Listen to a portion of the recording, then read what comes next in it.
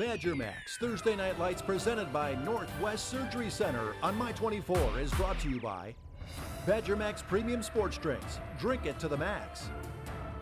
Northwest Surgery Center. Menards. And by Wisconsin Lutheran College. Additional support has been provided by the U.S. Army, Goodwill, Salvation Army, and Sports Radio 105.7 FM, The Fan.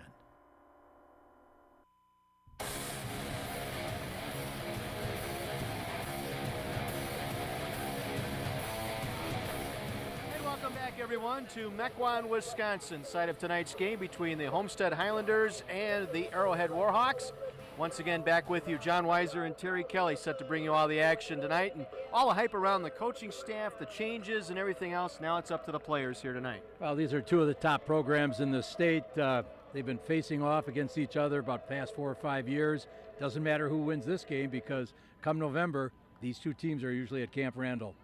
Let's talk about some of the players we're going to keep an eye on here tonight. Some new faces for both teams. Offensively for Homestead tonight, it starts at the quarterback and running back. Yeah, not a new face. Eric Zeller, outstanding quarterback, done very well.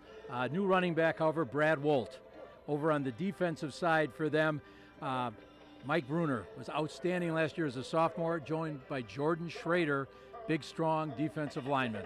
Zeller, the quarterback, had an outstanding game last year against Arrowhead, was 10 for 20, threw for 1 touchdown, rushed for another in the loss to Arrowhead last year. Arrowhead, on the other hand, some new faces there as well, particularly on offense. They brought over one of their wide receivers, Jeff Holtz. He's now the quarterback, a junior. They have Jack Becker, returning receiver, and Spencer Papandrea, very strong running back. Defensively, it helps when you've got a pair of all-conference players to anchor that front seven. Well, it's tough to pick out who you're going to highlight, but we can't get away from Noah Harvey, Nate Schultz, two fine guys to make that front seven so strong. A couple of all-conference players from a year ago. Time now for our keys to the ball game tonight, our Badger Max keys to the game. Terry, what do you have? Well, for our boys at Homestead, their offensive line has to match up well with the front seven of Arrowhead. Their passing game has to complement their running game, and then they've got to find some way to put pressure on Arrowhead's young, inexperienced offensive players. And for Arrowhead tonight? Conversely, Arrowhead's defense have to live up to the hype. Their young, skilled people have to grow up real fast, and Coach Rauch wanted to emphasize no mistakes. Fewest mistakes wins the game. It's the fourth regular season meeting between these two squads. Homestead with a 2-1 advantage. Game 4 tonight as Season 7 of Badger Max Thursday Night Lights kicks off from Homestead right after this.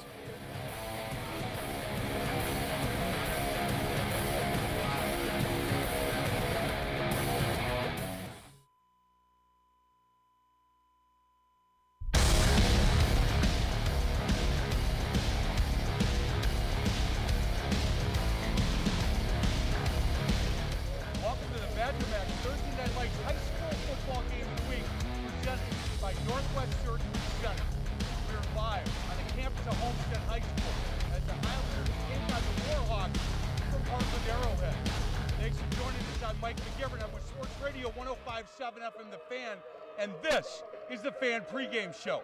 I'm joined by the two head coaches of tonight's game, Fritz Roque. He's with Heartland Arrowhead, Dave Keel with Homestead. Dave, let's start with you. Before we look forward, I just want to look back for 1 second. Congratulate you and your staff and your players in this school on a state championship, Division II state championship last year. Appreciate that, Mike. It was a real team effort. Our coaches did a great job. Our players were phenomenal. The only bad part is they all graduated. But it was a great run. Really proud for our kids, our coaches, our community. It was outstanding accomplishment. And so now we'll look forward. First game tonight, so you're not quite sure what you have, but a lot of these kids have put a lot of sweat equity into this program, and now they get a chance to play at this level against an awfully good quality Heartland Arrowhead program. Well, I think when Greg and I first scheduled this meeting 4 years ago, we decided we wanted to play the best teams around, and Coach Rauch kept that going at Arrowhead, and we both know we have two great programs, and we're going to find out what our strengths are, what our weaknesses are, and kind of help to set the table for the rest of the season. Fritz, congratulations, first-year coach at Heartland Arrowhead. And from the outside, Coach, there's a mystique, that, as there is at Homestead, at Arrowhead. And I'm wondering if you found out what the special magic is at Arrowhead. Well, I'm not sure there's any magic pill, but I'm pretty sure it's the same that at Homestead. It's hard work by the kids. Since I walked into that building in the middle of January, I've been tremendously impressed by the level of effort, the commitment that our kids give to the weight room, to the speed and agility component, the conditioning that we do. And then obviously once they're on the football field, they love the game. They're passionate, they're football smart. So I don't think there's a magic bullet other than hard at work. You know, guys, a lot of storylines to this game. Coach, you were on the staff here with Dave for 20 years, so you kind of know what he does defensively, you kind of know what he does offensively. And I'm wondering, first game of the year, you know, how much do you put into what you think they're going to run, or do you just line up and say, look, we're going to play and see where we're at? Well, I think a little bit of both, but for the most part, our goal is to evaluate our players. We want to find out where we're at. You know, great measuring stick tonight. Obviously, the Arrowhead Mystique tradition is fantastic. So we'll get an idea just of how far our kids have come and where they're headed and what we need to improve upon. That's what our goal is tonight. That's awesome. Coach, you know, in the North Shore Conference, it's certainly a great football conference. You're going now to what I think, and it might be the best conference in the state of Wisconsin. And I'm wondering, keeping you up at night a little bit looking at this schedule? We're supposed to sleep? I didn't know we were supposed to sleep. Not this time of year, maybe, Coach. Yeah, exactly. No, you know what? It's an awesome opportunity to test your mettle every week. North Shore was the exact same way, but when you can put three level teams into the championship game as the Classic 8 did last year, that's pretty special. Yeah, it really is. Boys, I thank you so much, Dave, Absolutely. for having us tonight. Thanks you know, for being this here, is Mike. going to be a tradition for us as well, and we really appreciate this a lot. I'm going to cut you guys loose. On the other side of the break, Terry Kelly, John Weiser will get you the keys of the game. This is the Badger Max Thursday Night Lights High School Football Game of the Week, presented by Northwest Surgery Center.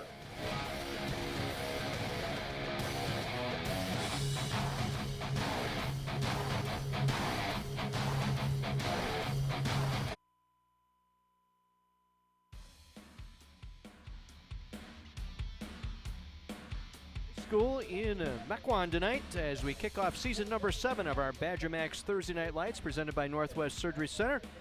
Along with our regular crew, Kara and Mike McGivern on the sidelines, John Weiser and Terry Kelly up in the booth with you on a gorgeous evening, late summer evening here on the North Shore. Temperatures in the low 80s, going to drop down into the upper 70s before things are said and done here tonight.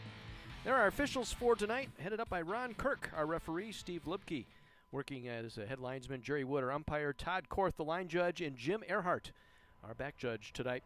All part of the officiating crew here this evening. Our color guard has made its way to the center of the field, and we're just about set for our national anthem tonight as performed by the Homestead Bands. Homestead Highlander Marching Band performs our national anthem.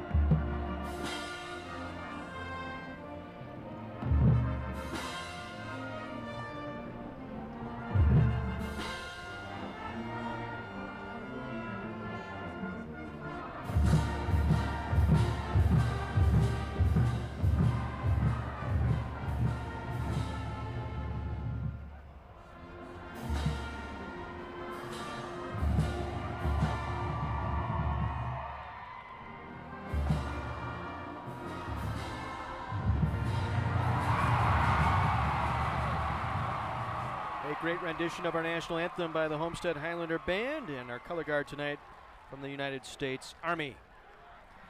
Well, prior to tonight's game, Tony Resch from Raising the Stakes, along with tonight's officiating crew and team captains, took part in the pregame coin toss. We are proud and excited to have Tony Resch and Raising the Stakes here tonight. We'll have more information on their organization as our broadcast continues. As Homestead, or I should say Arrowhead, won the toss and deferred to the second half, so Homestead will receive.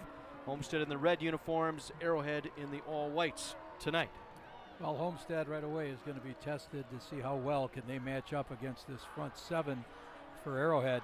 And it's not as though the defensive backs are all brand new either. Two of those fellows got quite an amount of playing time in the playoffs last year. Back deep to receive for the Highlanders, Brad Wolt, the junior, Cole DeStefanis, the senior, number 13, and Jared Schneider, a sophomore. The three deep here for the Highlanders. Jack, or I should say the kicker for the Alex Norris, a junior, will do the kicking here for Arrowhead. Just a slight breeze right to left on the screen as you view it here tonight.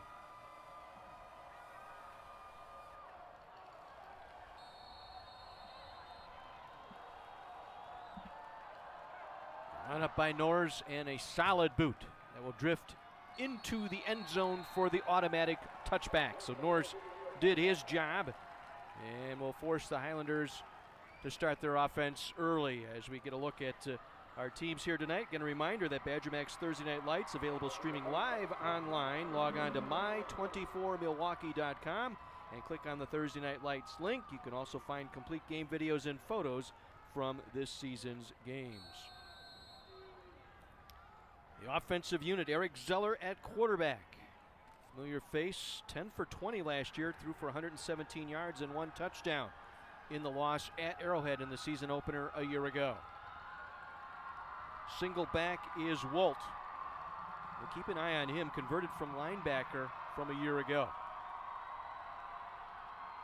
Out of the pistol, Wolt will get the call, picks his way across the middle, across the 20, out to the 22-yard line, and gang tackled there by that front seven of Arrowhead.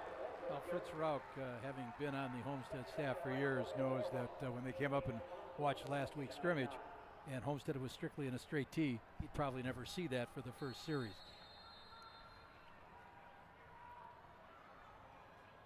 Gain of about 2, second down and 8 from the 22-yard line. Again, Wolt will line up in the backfield on the wing. He is Brady Bartz.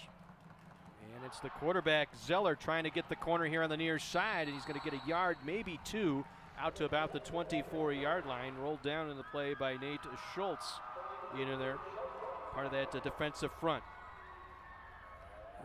So here's the look at the starting offense for Homestead here tonight. Zeller at quarterback. Up front, Rod, Haddad, Rapala, Ho, Hendricks. The tight ends are Drew Crabb and Matthew Hartlieb. Bartz and DeStefanis, your running backs, and the fullback is Wolt. 3rd and 6 from the 24-yard line. The first pass of the game by Zeller, and it's picked off on the far side, inside the 20 to the 10, 5, touchdown, Arrowhead. Mitchell Grody, the 6'1 senior, with the pick on the near side. And just like that, Arrowhead strikes from the defensive side. Mitchell last year played sparingly early on, but by the end of the year, state championship game, he was one of the starters at the corner for Homestead as they won that Division II title. Boy, we talked about it in the pregame. That's something Zeller did not do at all last year, and that was throw the ball away and create the turnovers. 1 interception last year total. Norris on for the extra point.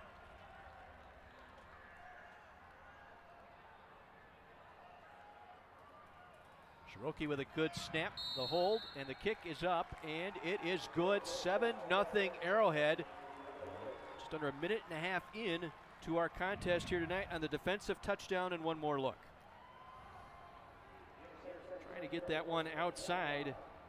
Looked like it was Matt Hartlieb, the tight end, the intended target, but it was underthrown, and the route jumped that time by Mitchell Grody, the 6'1 senior, with the defensive touchdown for the Warhawks. One of those things we talked about before the game was the fact that the front seven is so strong for Arrowhead, and if they get you into a definite pass situation, now Arrowhead can play some of their man defense that they like to use.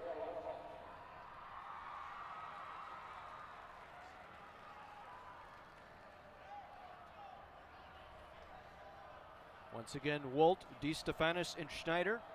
The 3 men back deep.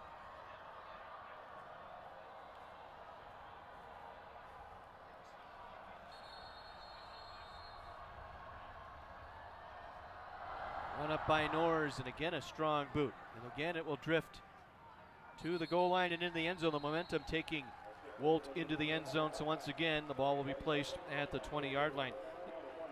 Right away, we go downstairs. Our Menard sideline report and Mike McGivern.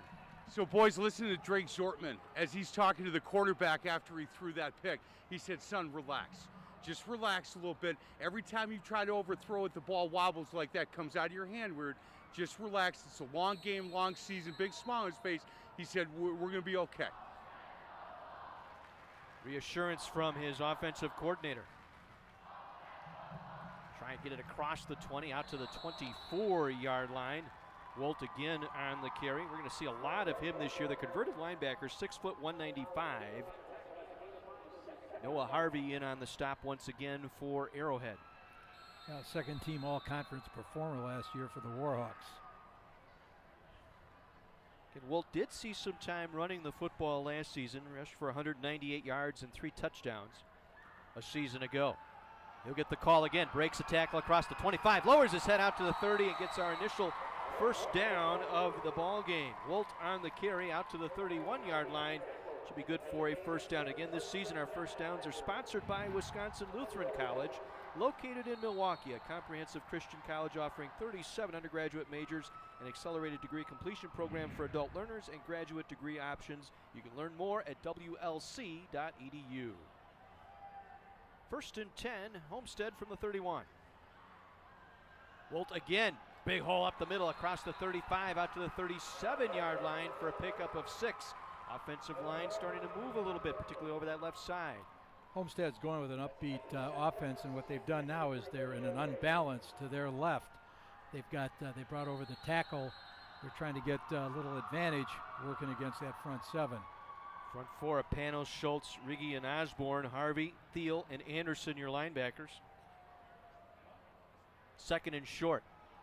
Play action fake. Zeller with some time over the middle. Man wide open at the 40. Down to the 30. 25-20. Inside the 20. Breaks the tackle inside the 5-yard line. Brady Bartz, the running back, the junior, 5'8", 210 with the reception, taking all the way down into the red zone. Watching Brady Bartz in last week's scrimmage is like watching a bowling ball. He loves to run over people. Good balance. Good poise that time by Zeller to float that one out. Bartz wide open over the middle. Able to take it down to the 5-yard line. Again, we want to thank the great folks at Goodwill. This season when a team drives inside their opponent's 20-yard line, they've entered the power zone, brought to you by Goodwill and the power of work. That time Zeller on the keep. No gain on the play, stopped just shy of the 5-yard line. Travis Osborne there on the stop. The 6 foot, 220-pound senior defensive end for the Warhawks.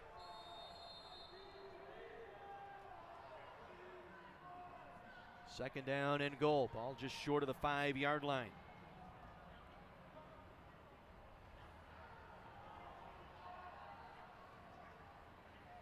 Zeller will hand it off.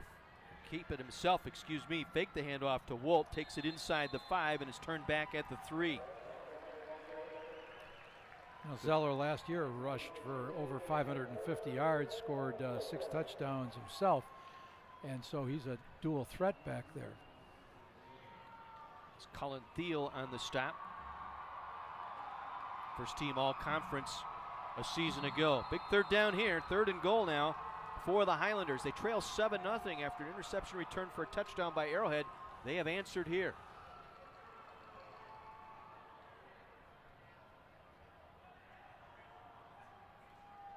Zeller will toss it to Wolt, fumble the football, picks it up, gets it back across the 10 to the 5, angles to the pylon, and he's going to be stopped short of the touchdown.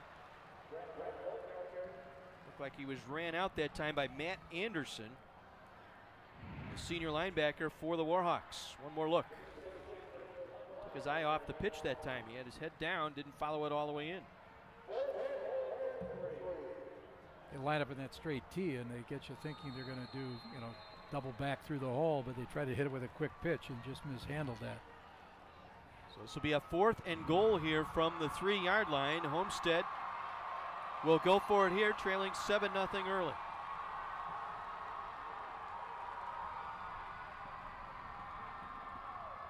Zeller from center will float one out to the corner.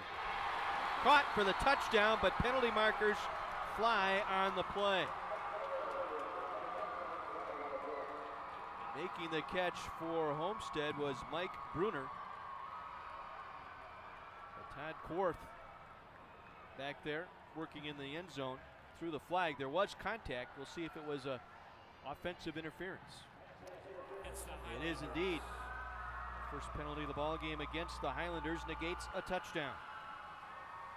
Normally Bruner is one of their outstanding backers. Last year as a sophomore earned first team all-conference honors. You can see played some of that defensive ball right there. Shoved the pack right out of the way.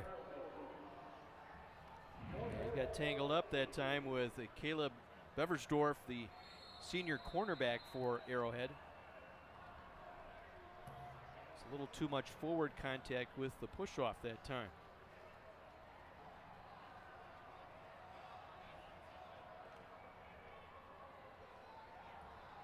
So move the ball out to the 18-yard line.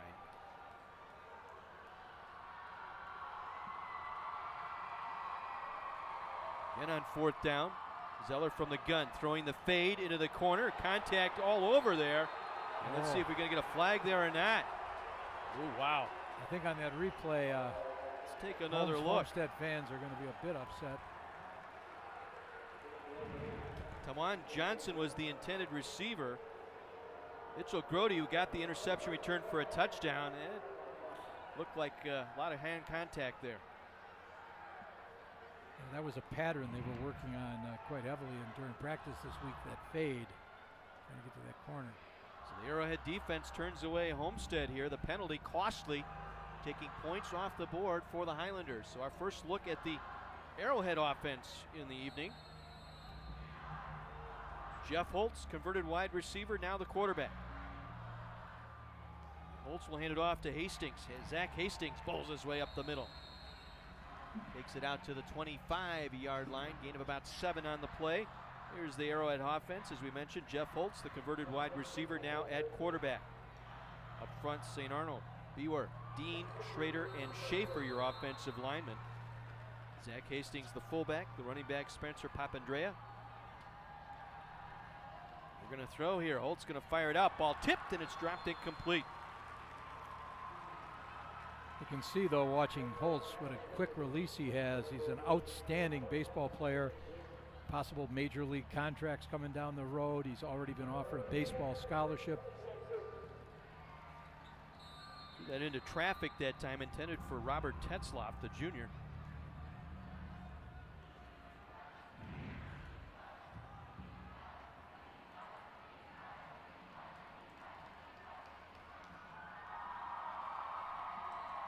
So 3rd and short here for Arrowhead. And it's Hastings, finds a hole. Hastings across the 35, out to the 38-yard line. And about 12 should be enough for a first down. A Wisconsin Lutheran College first down this season here on Badger Max Thursday Night Lights.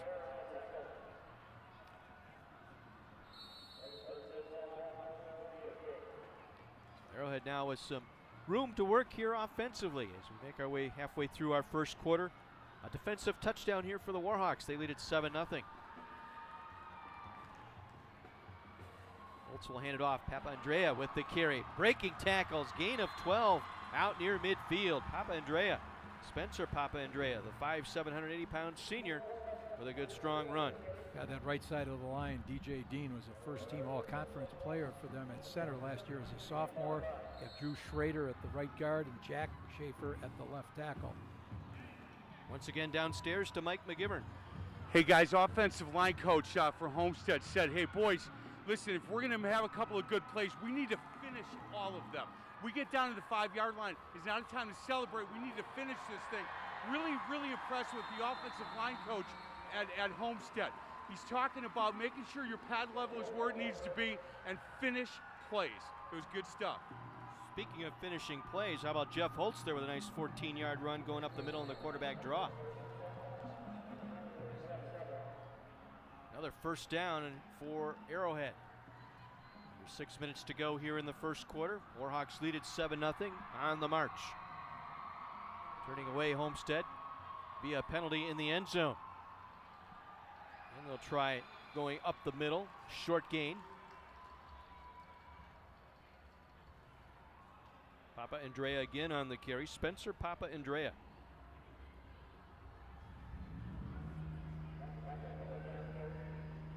Gain of about 2 brings up 2nd down and 8 here for the Warhawks at the Highlander 35-yard line.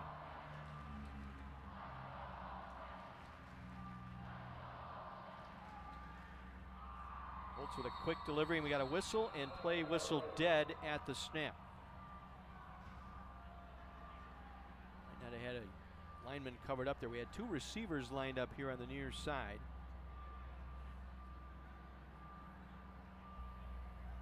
False start. Start on the offense. Ron Perk, our referee tonight. Up 2nd and 13 from the 40. And on one of those great state championship teams from Racine Park days.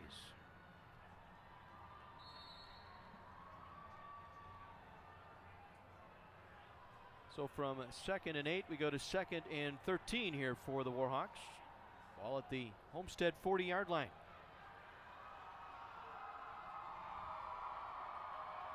Dave Pfeiffer, the offensive coordinator. They'll check down the play. They'll wear the play formations on their wrists. As Holtz now will heave it here to the near side, overthrowing his intended target. Looking here for Nick Russell. Russell 6'2", 170, listed on our roster as a defensive back. Winter and White were out there defensively for the Highlanders. So 3rd and long now for Arrowhead. Arrowhead's been running a number of different personnel groups trying to get different matchups.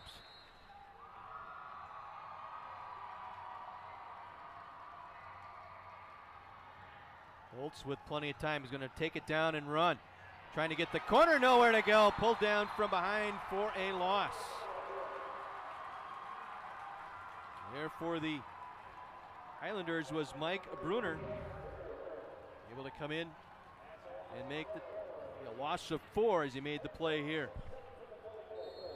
Yeah, started last year as a sophomore, first team all-conference, already has an offer from Iowa. Chandler Pulvermacher, a junior, to do the punting here. It's a good snap. Got that one away. A spiraling kick that will bounce inside the 15, take a roll, will skip to the 1-yard line and save from going into the end zone.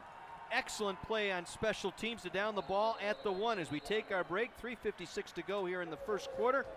Badger Max Thursday Night Lights in Homestead tonight. Arrowhead leading 7-0.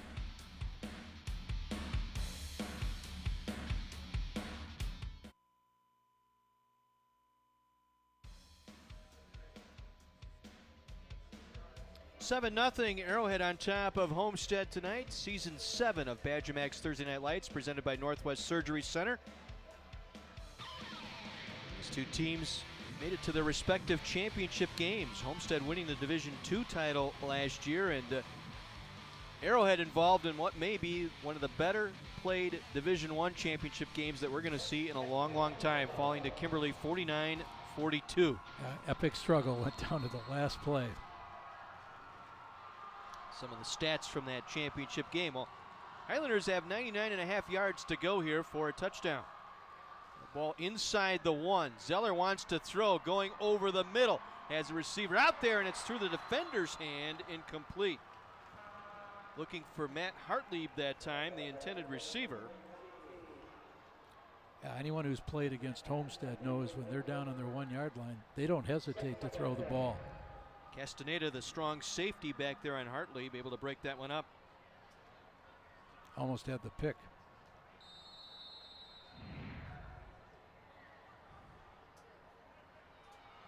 So let's see what Zeller and company will do here. 2nd down from their own 1. Try and run it out.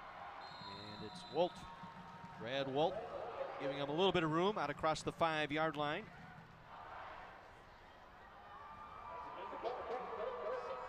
3rd and about 6 here for the Highlanders.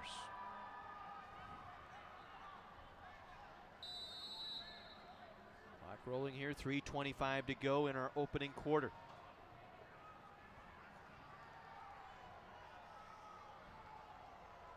Get a good look at Eric Zeller, the quarterback.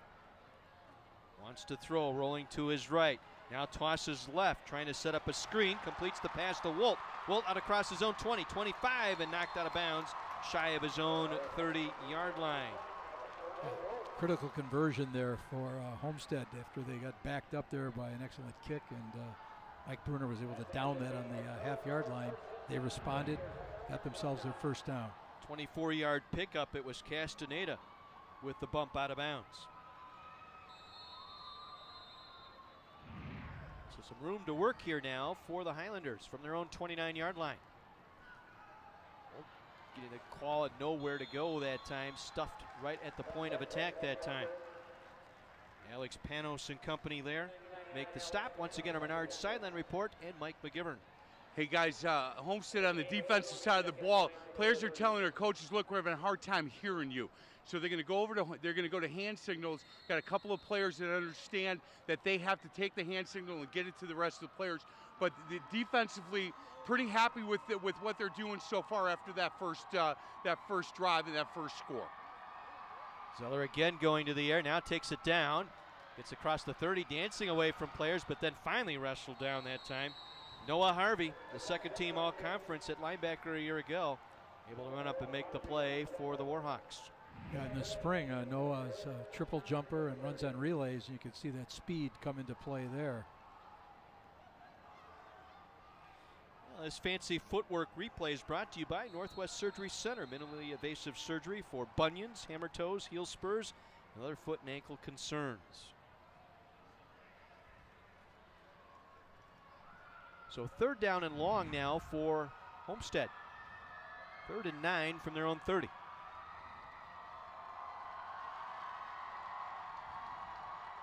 The give is to Wolt, turning the corner across the 30, 35, lowers the shoulder and out of bounds near the first down. Mark him right at the first down spot, and it is indeed a Wisconsin Lutheran College first down.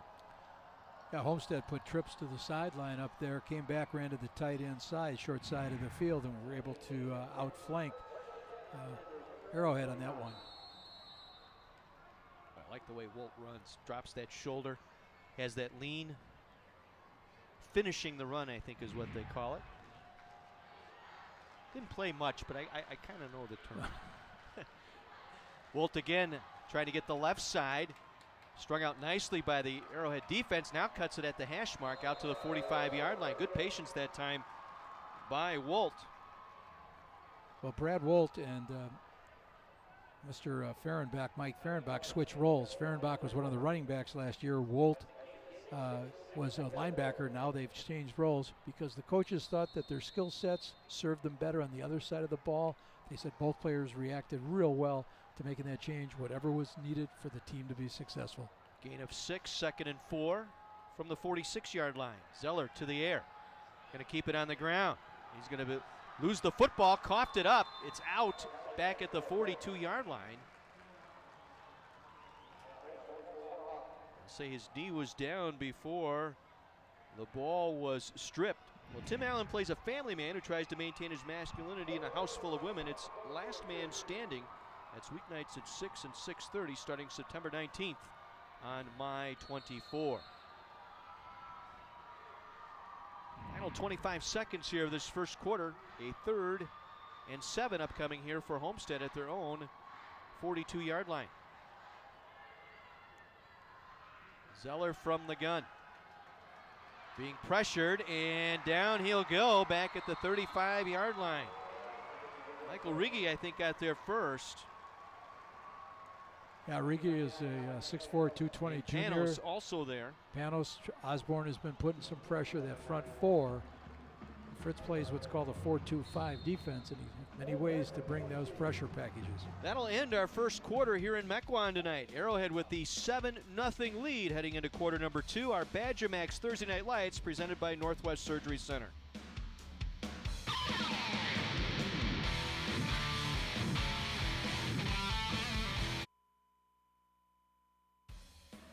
Welcome back to Homestead High School. The Arrowhead Warhawks leading the homestanding Homestead Highlanders 7-0. Say that fast 3 times, Terry. I'm tongue-tied. I won't be able to do that for you. John Weiser and Terry Kelly, Kara, and Mike McGivern, our regular crew here with you. Kickoff season number 7 here on our Thursday Night Lights on My 24. Glad you can be with us. 4th down here for Homestead. Punting situation. Let's head downstairs for our Menards interview with Kara. Thank you, guys. I've got Dr. Daniel Johnson, president of Wisconsin Lutheran College, down here with me. Now, can you tell us a little bit about WLC? Yeah, WLC is a Christian college that's located on the border of Wauwatosa and Milwaukee, and we offer 38 very distinctive undergraduate majors, and we also have an adult and graduate studies program that's both on campus and online. And what sets you guys apart? You know, our mission is to prepare men and women for lives of Christian leadership. And I know our businesses and families are so desperate for that, and we're so proud of our graduates as they go out and they serve in that way. And if anybody's interested in finding out more information on WLC, where can they go? Well, first of all, come down to campus. We're about 30 miles from here near the County Zoo or Medical Regional Complex, but we're also can be found online at wlc.edu, and we look forward to having you come on out. Well, thank you so much for joining us for Thursday Night Lights, and back to you guys. Kara, thank you so much. Brad Wolt will punt this one away, and just got it away. Got a nice punt away. Jack Becker will let it bounce. It will angle its way to the sideline. It will stay in bounds inside the 10 and roll dead at the 6. Great roll on that. 60-yard punt. We'll take that, right? That's one of those things coaches always debate. Do you put a single safety back to return that kick, or do you have 2 guys go back there and split the field so you don't have a situation like that? And, you know, all depends what you think you have as your strengths and how you're going to apply the pressure and what you want to set up blocking. So that time will work to Homestead's benefit. So just inside their own 7-yard line, Arrowhead will take over here early in the second quarter.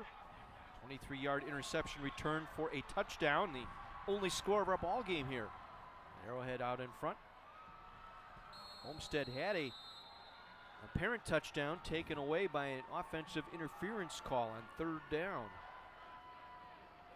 As they'll hand it off and stuff for no gain. Papandrea, I should say, the ball carrier that time for Arrowhead. Stopped right at the line of scrimmage. Stuffed there by Sam Tucker. We talked about the quick defensive front. He's probably the quickest of the quick up front for Homestead. Right, that the coaches think he is their quickest player. Jordan Schrader in the middle there. He's a 305-pound junior. Helps stuff things up. And they'll try to run the football, and again stuffed right at the point of attack. That time Jacob Miller coming up with the stop for Homestead. Miller, another good one at 6'5", 250. Homestead defense hunkering down here, forcing a 3rd and 9. Arrowhead at their own 9-yard line.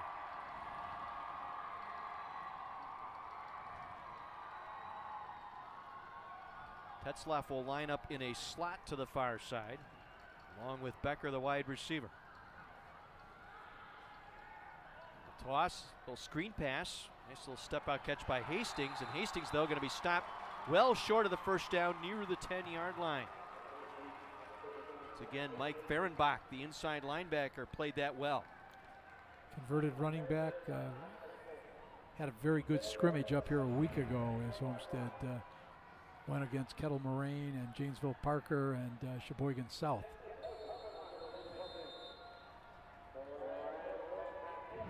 So once again, Chandler Pulvermacher will punt this one away.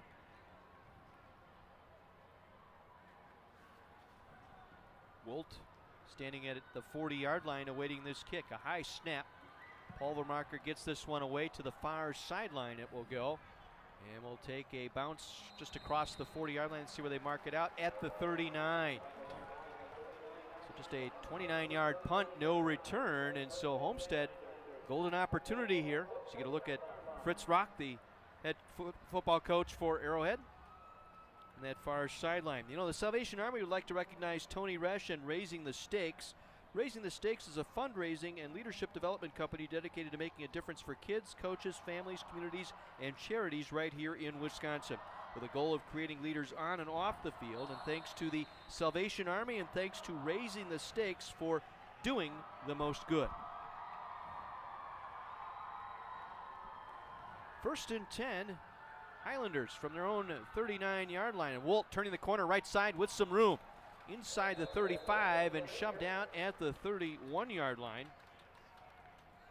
Colin Thiel able to take him out there. That's the second time they've gone with that formation to set the trips to the wide side of the field, run back to the tight end to the short side.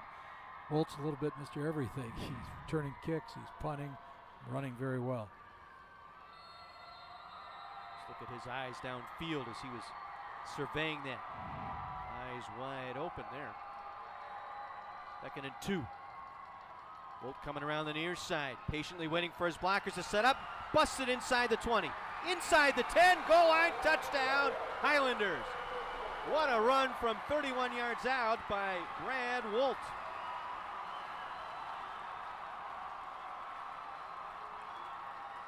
Wolt, who had 3 touchdowns all of last year, gets touchdown number 1 here on a nice run. Great patience on his part. Right, you saw the blockers hold their blocks. Good job by Jack Rapala, senior, 281-pound center.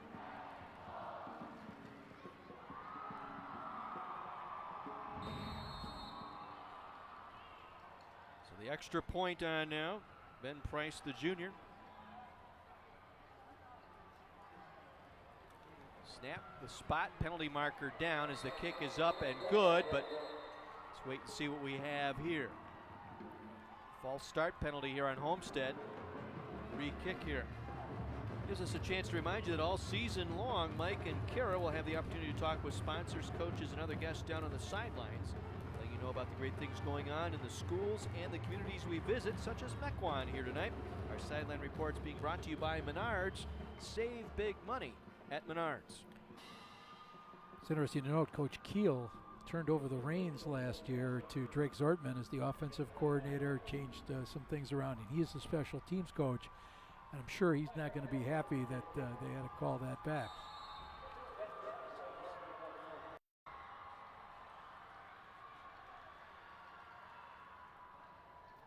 Good snap. The kick is on the way, and it is no good, wide to the right. So that penalty, again, taking points off the board. That's 7 points taken off the board tonight by penalties on special teams. You know, Coach Rauch talks about the team that wins is the one in this opening game that makes the fewest mistakes.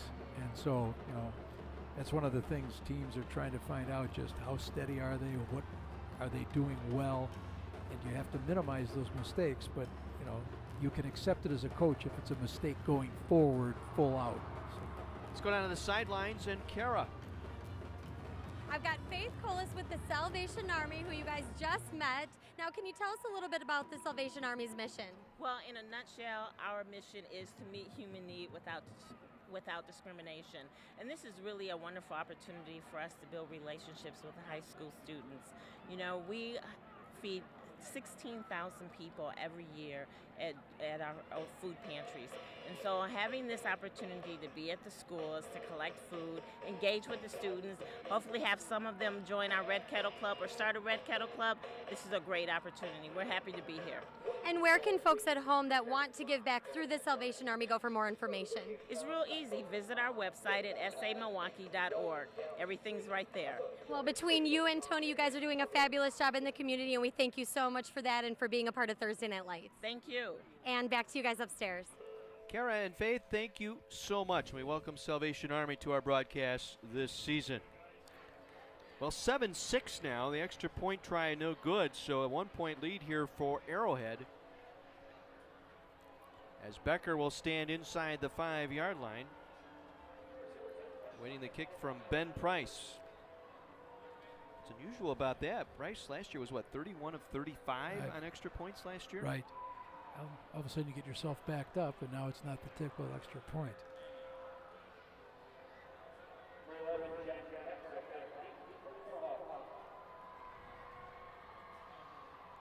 So Price, a junior, ready to put a foot into this one.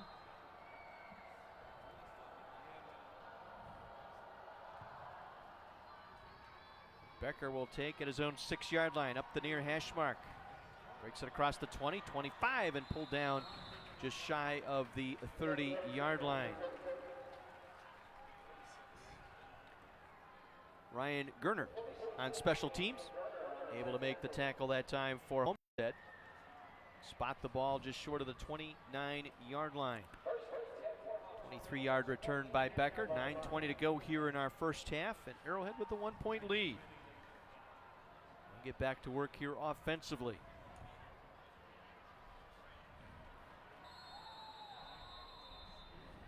Papa Andrea is the single back. And Holtz will give it to Papa Andrea, and he takes it across the 30 out to the 33-yard line. Nice strong run over the left side this time by the 5'7" senior Papa Andrea. Yeah, they got a nice surge off the line. Andy Buer, all-conference performer last year at guard, helped lead the way. 6'2", 255. Good look there of Caleb Jobert, inside linebacker, 6-foot senior. Maybe the strongest player on that defense, benching over 300 pounds. Ball's out at the 32-yard line, but looks like Arrowhead came up with it. Quarterback Holtz able to fall on it. Getting bothered that time by Mike Bruner. Holtz is trying to run that read zone, trying to see him pull the ball out, follow through the hole. Kind of a switch here. Pfeiffer was the head coach last year. Kettle Moraine originally was the defensive coordinator years ago for some of those state championship Arrowhead teams. So quickly 3rd down here for Arrowhead. 3rd and 6 from their own 32. Fehrenbach in motion, and it's Holtz, the quarterback, trying to get the corner on the far side. Emke, I should say, was the man in motion. And that was Holtz, the quarterback, stopped short of the first down as we head to the sideline, and Mike McGivern. It's on the Arrowhead sideline, talking to their linebackers about their keys, and they're asking that they come up a little bit quicker, a little bit harder, and making sure that they're making their tackles. Not real happy right now with a couple of their outside linebackers and some of the reads they're making. Pulvermacher on for his 3rd punt tonight. Incidentally, Drew Meyer, the former Badger punter, working in the Arrowhead camp with the specialists the last couple weeks. As Pulvermacher gets off a nice one here, gets it to turn over. Wolt juggled it and then took it out of bounds at his own 31-yard line. Well, Fritz Rauch has kind of put together a pretty strong staff. He has 5 former head coaches with him, including longtime Arrowhead coach Tom Tarasco, who's helping to coach the linebackers. Pfeiffer had been at Kettle Moraine. Mr. Green had been up at Brown Deer, I believe. So this is a coaching staff with lots of experience. Rob himself with 20 years experience as a coordinator here at Homestead. Always recognized as one of the best D coordinators around. So 1st and 10 Highlanders from their own 31-yard line.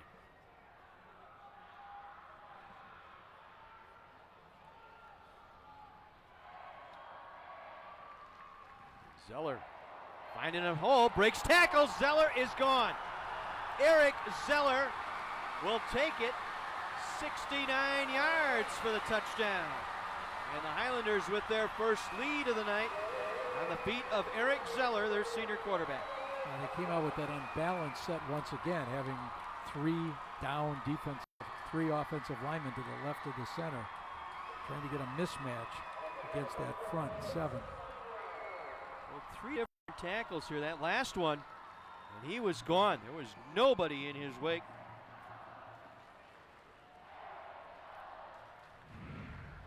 Again, another fancy footwork replay brought to you by Northwest Surgery Center. Minimally invasive surgery for bunions, hammer toes, heel spurs, and other foot and ankle concerns. 69-yard run for Eric Zeller, the senior quarterback for Homestead. Give the Highlanders their first lead. And a flag on the extra point.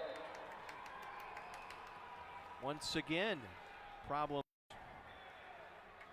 I think it's encroachment. Drew the Arrowhead player offside. Let's see.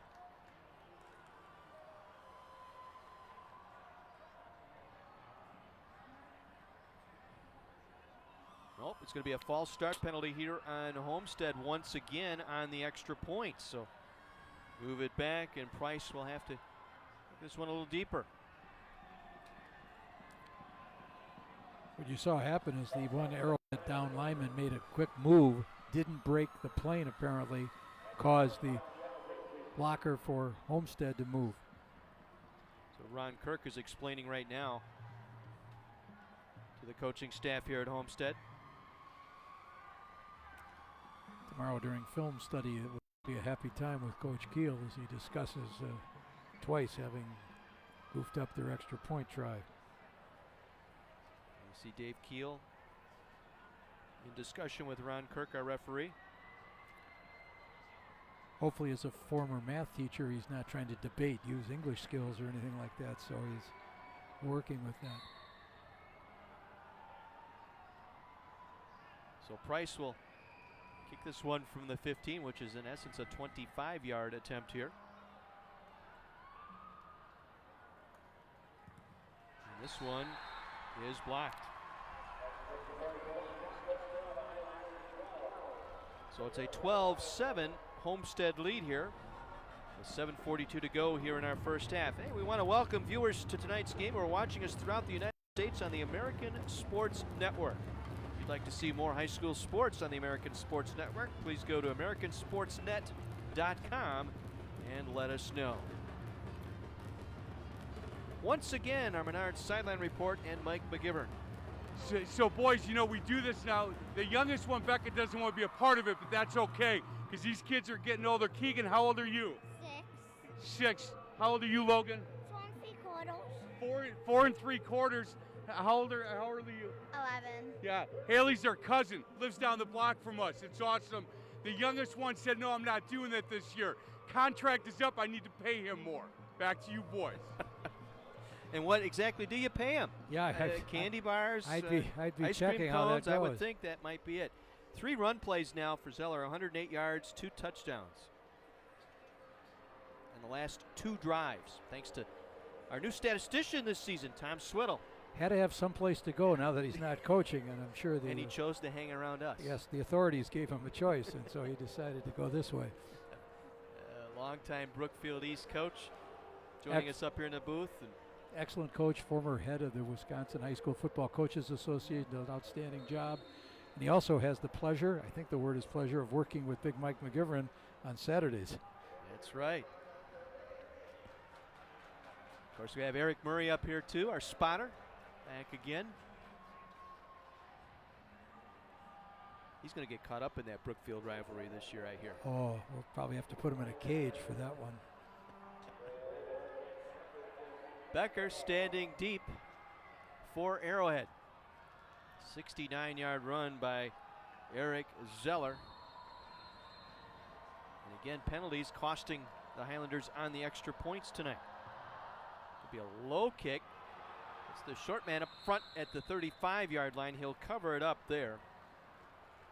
It was Clayton Neville who took care of that for the Arrowhead Warhawks. So this week on Faith in the Zone, former New York Yankee legend Bobby Richardson will join Mike McGivern and Pastor Ken Keltner to discuss his faith and what it was like playing with guys like Mickey Mantle, Roger Maris, and Yogi Berra. That's Sunday at 8 in the morning, and again 8 p.m. only on Sports Radio 105.7 FM, The Fan. Well, Arrowhead trailing for the first time tonight. Let's see how they respond here. Papandrea with the nice run. Strong, stout run across the 40 out to the 42-yard line where he is wrestled down there. Gain of about 7 on the play. As you watch Jeff Holtz, he's riding that back right into the line, seeing how are they going to cover this. Are they going to collapse down? If that becomes the case, he's going to pull it out, run wide. Excellent athlete, and they want to take advantage of all his skills. Officially a gain of 8, second down and 2 from their own 43. They'll stack 3 receivers to the left side. Papandrea the single back. He'll get the call again. Breaks it across midfield into Homestead territory. Wrestled down at the Highlander 48-yard line. Gain of 9 on the play. Another Wisconsin Lutheran College first down here for the Arrowheads. Little trap play there. You saw number 66, Andy Bewer, go on a kick-out block, created that seam.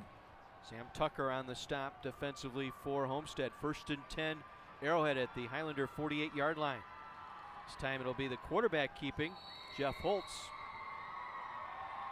Gain of about 5 on the play for the quarterback, Holtz. Again, a converted wide receiver, played wide out last year, and now comes in under center this season for the Warhawks. And once again, they're doing a little of that unbalanced look themselves, playing around with different formations.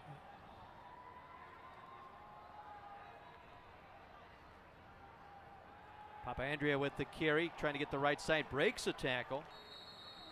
Stepped out on Mike Fehrenbach's attempt that time. The inside linebacker picked up a couple of extra yards before he was brought down there by Erpenbach.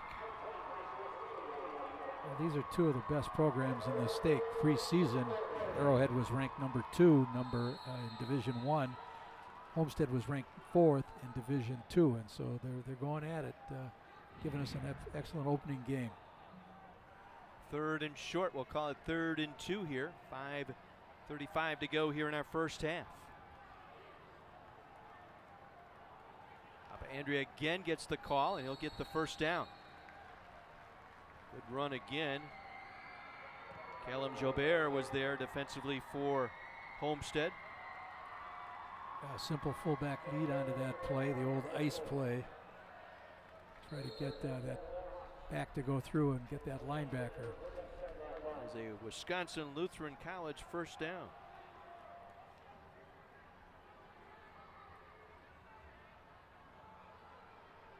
So Papa Andrea getting the lion's share of the calls here, and he stopped in the backfield for a loss that time. Sam Tucker quick off the line that time, able to get the tackle for a loss for the Highlanders. That time they're trying to do a little kick out block once again, but Sam Tucker ducked in under that, used his quickness, made that tackle.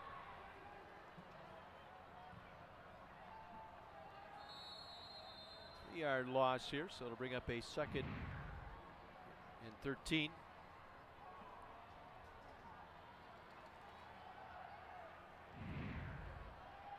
Arrowhead taking their time getting the play in. And former Kettle Moraine coach Dave Pfeiffer is the offensive coordinator for the Warhawks. Holtz wants to throw with time. Completes here to the near side. Out of bounds at the 30-yard line. Nice catch that time. Russell with the nice catch. Nick Russell, 6'2", 170, a senior. They've been working in 5 or 6 different wideouts, getting different personnel groups. Something that Arrowhead's been doing for years. They use a lot of kids. See Dave Pfeiffer checking that play sheet, trying to figure out what next.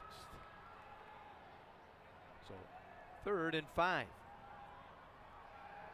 Gonna toss it out, completes to Becker. Becker near the first down sticks and thrown back. Let's see what forward progress will get him. Yeah, Becker is their leading returning receiver from a year ago. 12 receptions, 2 touchdowns. We know he's got some speed. They have him back returning kicks as well. Does pick up the first down. Another Wisconsin Lutheran College first down. Working one-on-one that time with Ben Price, the far side corner.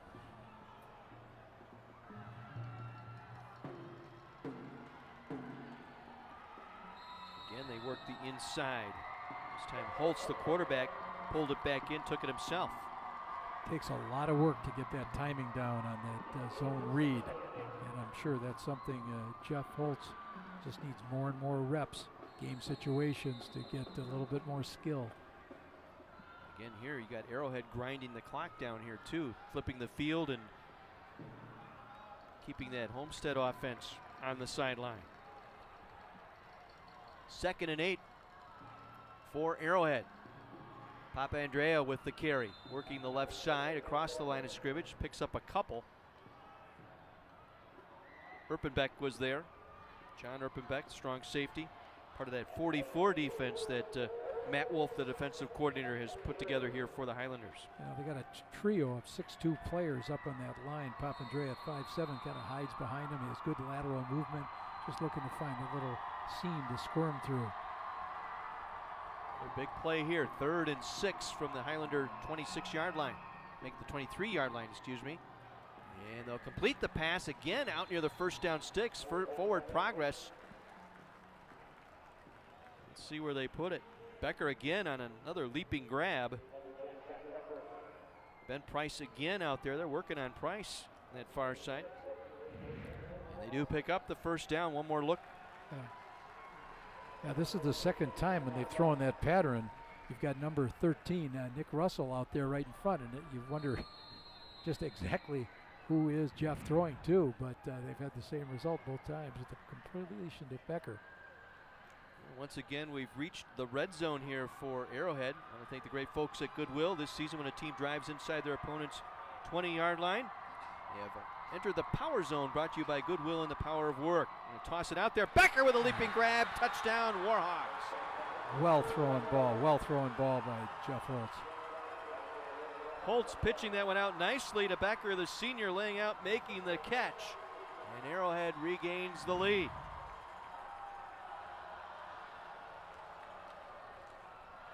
Again, picking on Price out there on that far side. Becker with his first touchdown grab of the year.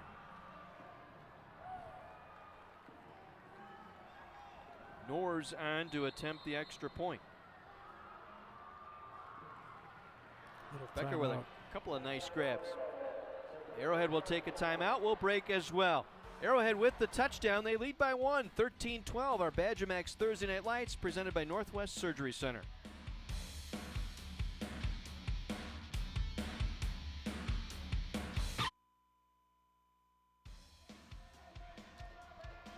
Yard touchdown grab by Becker. With the Warhawks up 13-12. Extra point pending here. Arrowhead taking a timeout on special teams. Well, for all of the info on the green and gold, including special guests, players, and more, watch Locker Room. That's on Tuesday nights at 6:30 starting September 6th on My Place for Sports. That would be My 24. You get a good look at the new Summers Automotive Pavilion, part of the new concession stand area here at Homestead High School. They're going to go for 2 here. Holtz will throw it out, completes the pass to Umke, and MK is going to be stopped short of the goal line. Didn't quite get in there. Chris Greeley was out there defensively for Homestead, so they're going for Emke, J.J. Emke, for the 2-point conversion, and that fails. So Arrowhead maintains the 1-point lead. There's another shot of that Summers Automotive Pavilion here on the Homestead campus. Concession area and a beautiful building, and thanks to the folks at Summers Automotive putting that together. And I know the Highlander fans are very excited to have that opening up here this evening. Well, they had the turf field installed last year, and folks in Mequon, Thiensville have really responded to the needs. And these are 2 high-powered programs. Between them, you've got 11 state titles, 48 playoff appearances, 8, runner-up things. So when you're talking about the better programs in the entire state, they're on screen right now. 11 plays, 60 yards, the 13-yard touchdown grab by Becker. They went for 2, and Emke able to make the catch but stopped short of the goal line. So it's a 1-point Arrowhead lead here with just over 2 minutes to go in our first half. Kind of see what the strategy will be for Homestead here in terms of where do they want to go with this. Are they going to try to get upfield and do it? They're usually a more methodical team. They like to have about that 4-to-1 pass coming up with the 1 to run 4. It's always been a trademark of Dave Keel teams. They run the ball very well.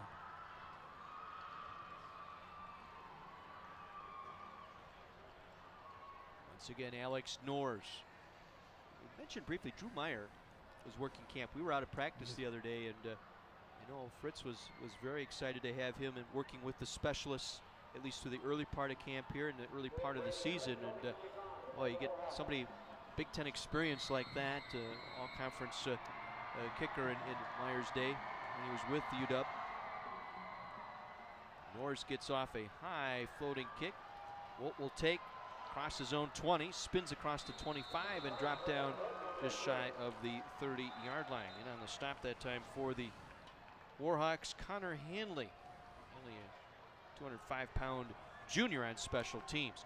Well, coming up at halftime, we'll highlight this week's Scholar Athletes, and Kara has a chance to talk with a few of our sponsors. That's all coming up during our halftime report, live tonight from Mequon.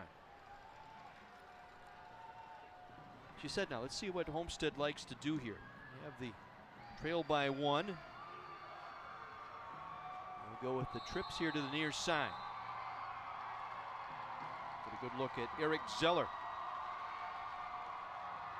With a 69-yard touchdown run. Play fake, wants to throw it back over the middle, completes the pass near the near side. Trevor Cherokee with the catch. I think we got our answer to our question, that they've got some confidence in Eric's arm and they're going to try to move this out. Once again, if you watched the quarterback last time, some hand signals, probably watching how the defensive backs align, maybe altering the pass route just a bit, try to set that up. 16-yard pickup and a Wisconsin Lutheran College first down here for Homestead.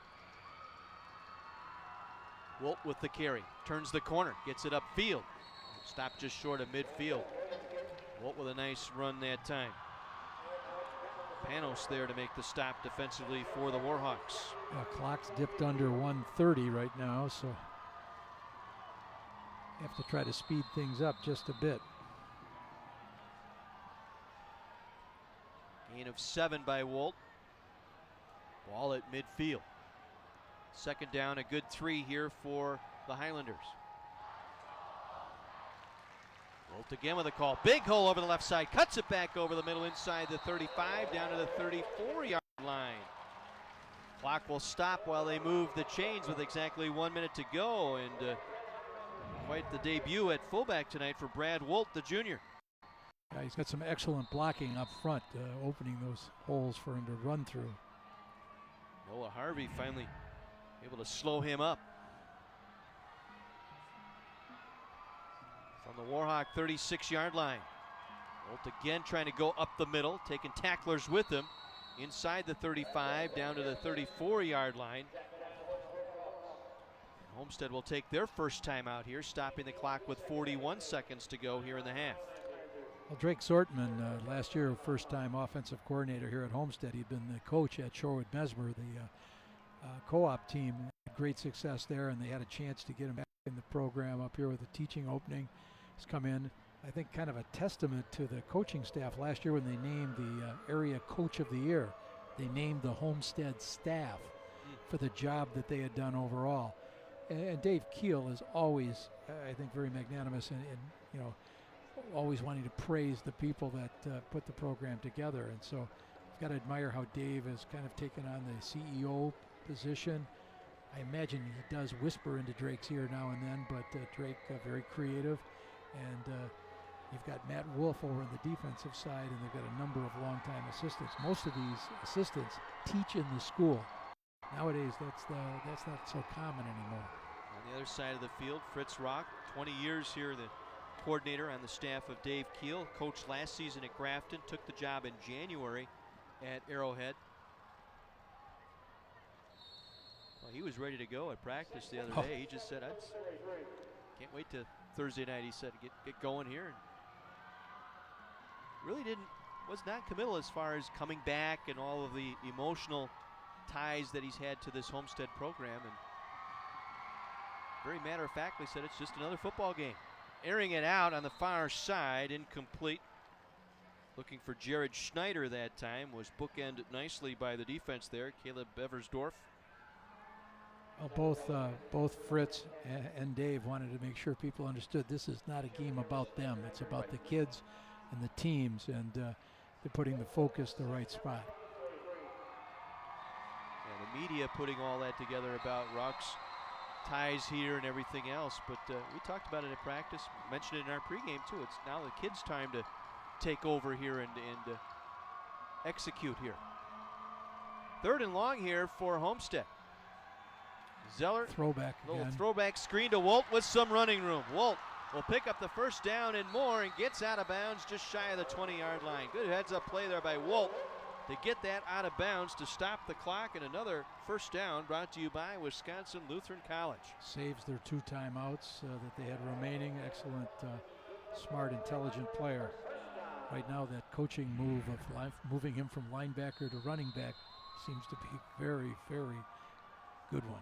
11-yard pickup on the screen and a first down for Homestead at the 22-yard line. Zeller will keep, and he's wrapped up in the backfield for a loss. Nowhere to run that time. Schultz and company there. Panos, Schultz, Riggi, all there up front. And the Highlanders will be forced to take their second timeout, stopping the clock with 21 seconds to play. One more look here. Quickly that hole closed up there. Nate Schultz came down the line to close that. He was a first-team all-conference performer last year. Had 23 solo tackles, 37 assists. You can see why he was so well respected in the North Shore Conference. Another track guy. I know you always look at that. I love Another track guy. He's shot put last year. Both these teams are featuring a number of multi-sport athletes, and I think that's a lesson that should be noted by a number of young athletes. Develop the competition side. Every now and then there's that rare bird who maybe should or can specialize, but I always remember Bo Ryan saying if it was 2 basketball players who's considering for a scholarship and all things being equal, he's going to go with the football player. Yeah, Fritz Rock echoed that. We asked him about that, and he says, give me an athlete any day. I want the multi-sport athletes because these guys are training. They're doing things in season, out of season, staying in shape. Supports in this day and age where parents kind of specialize and compartmentalize their sons and daughters into sports. 2nd and 11.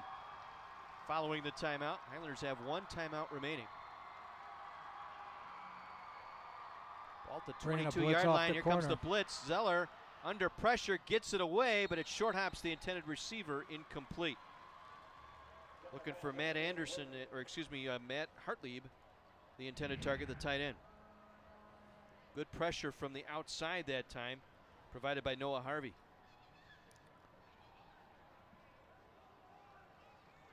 Fritz has got a number of exotic different blitzes he can use, and with the athletes he has available to him, he's really able to take advantage of some mismatches at times. So 3rd and 11. Clock stopped, 15 seconds to go, first half. Arrowhead trailing, or I should say Homestead trailing by 1. Zeller again under pressure. And Zeller's going to be brought down from behind. Ball came out, but he was down. Noah Harvey again, this time getting the sack back at the 25-yard line. 6'4", 215 pounds, and he moves that quickly, moves that well. So Homestead will take their final timeout here with 9 seconds to go in the half. They'll be facing 4th and long. Look at how quickly he closed in on Zeller. Noah Harvey, 6'4", 215.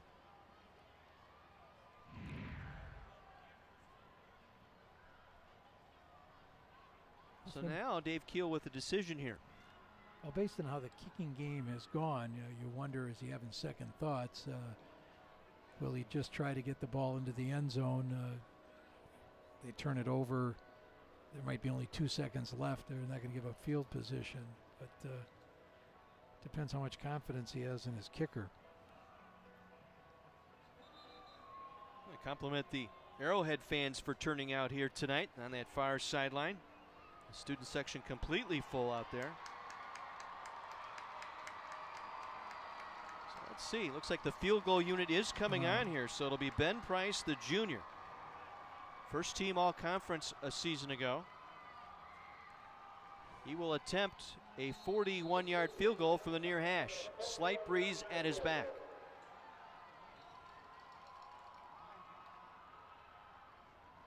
Good snap. Whedon gets it down. The kick is on the way, and it is just short. No good. Snap was just off to the right a little bit, but Whedon, give him credit. Emery Whedon, the holder, got it down and just couldn't quite get it across the crossbar. So it remains a 1-point game here with 3 seconds to go here in our first half. Oh, the kick. Go look at it. Just about a yard and a half shy of the crossbar.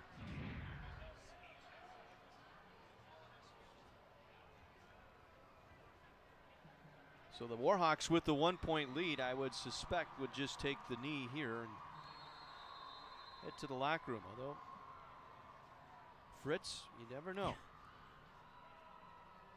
He is going to take the run. Papa Andrea will take the run out to the 28-yard line. And that will end our first half here in Mequon tonight. A 13-12 advantage here for the Arrowhead Warhawks, the Division I runner-up a year ago. Homestead, the Division II state titleist from a year ago. Locked in a battle here in Mequon. 13-12, Arrowhead on top. We'll be back with our halftime programming right after this.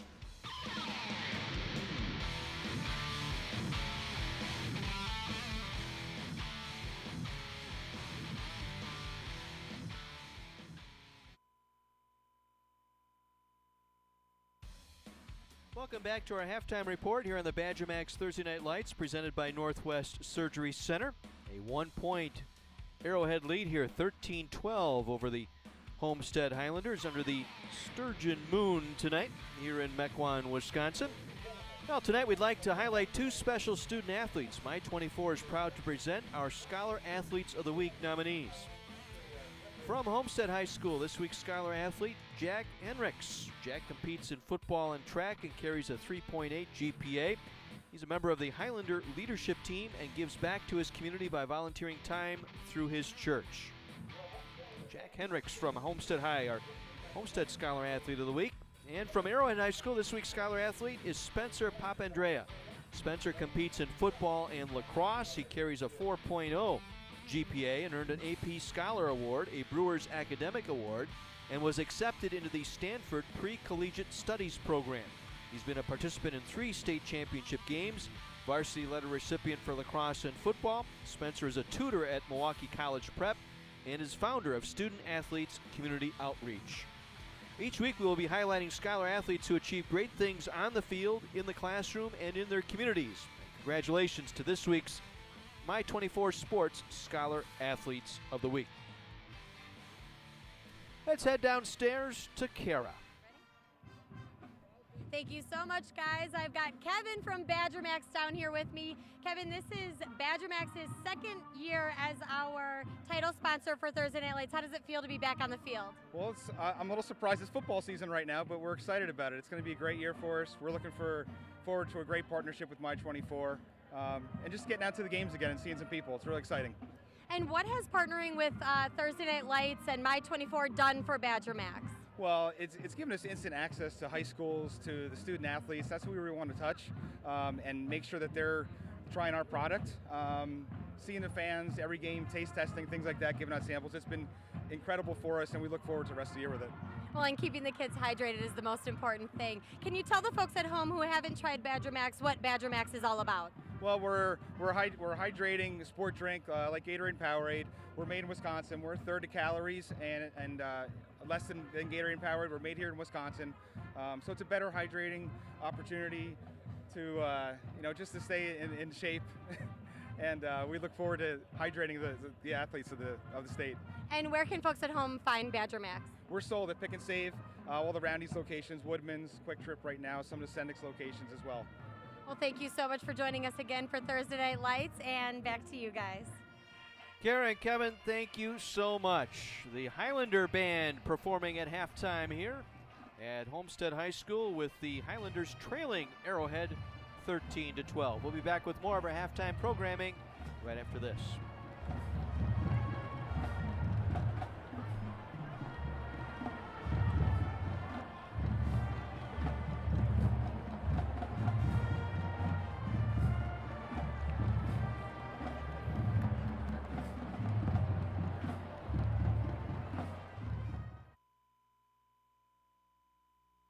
Welcome back to the Halftime Report, our Badger Max Thursday Night Lights presented by Northwest Surgery Center. Mequon, Wisconsin tonight, and it's Arrowhead on top of Homestead, High School by a score of 13-12. Warhawks getting a defensive touchdown to start things off here tonight. Highlanders coming back with a pair of touchdowns by Zeller and Wolt on the ground. Well, the new athletic director here at Homestead High School, and set to introduce him, Kara. Thank you very much. That's right. I've got Eric Hintersucker, our brand new athletic director for Homestead, here with me. How does it feel to be on the field tonight? It feels great. I mean, to be here in front of a nationally televised audience, to be able to showcase our facilities here at Homestead High School, we're really proud of them, and so it's a fantastic evening. And now, speaking of the facility, you guys have the brand new pavilion for concessions. How's that process been like for you? Yeah, it's been great. A lot of people have been working hard. People at Findorf put this together for us. The Summer's Automotive Pavilion. So a new concession stand, restrooms, and team meeting space for every sport that we have here at Homestead and community events that we host. And how do you feel the Highlanders are doing tonight? So far, so good. It's a tight game. That's what you want, right? Opening night, we want it to be a battle. We love opportunities. We love to challenge, and so we're looking forward to the second half. And is there anything else that we can look forward to for this school year in the athletics? I think all our athletic programs are going to be doing a good job. We've got a new basketball coach that's going to be announced here in a second, Sean Kreider, for the boys, and a great staff in girls volleyball and boys volleyball, girls swimming. So fall is off to a great start, and we're looking forward to the season. Well, we're also looking forward to the season, and I'm sure Homestead is very happy to have you, so thank you so much for having us here tonight. Thank you. Appreciate it. And back to you guys. Kara, thank you, and thank you to Eric for allowing us to come in here on a Thursday night and bring you our Thursday night lights. There you get a look at the sturgeon moon out there, the full moon on the rise here, as are the Warhawks. They lead it by 1 over Homestead. Our Badger Max Thursday night lights presented by Northwest Surgery Center.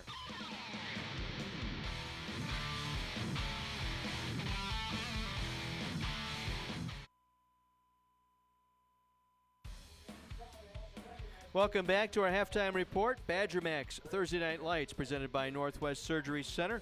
We're at halftime here in Mequon. Heartland Arrowhead leading the Homestead Highlanders by a score of 13-12.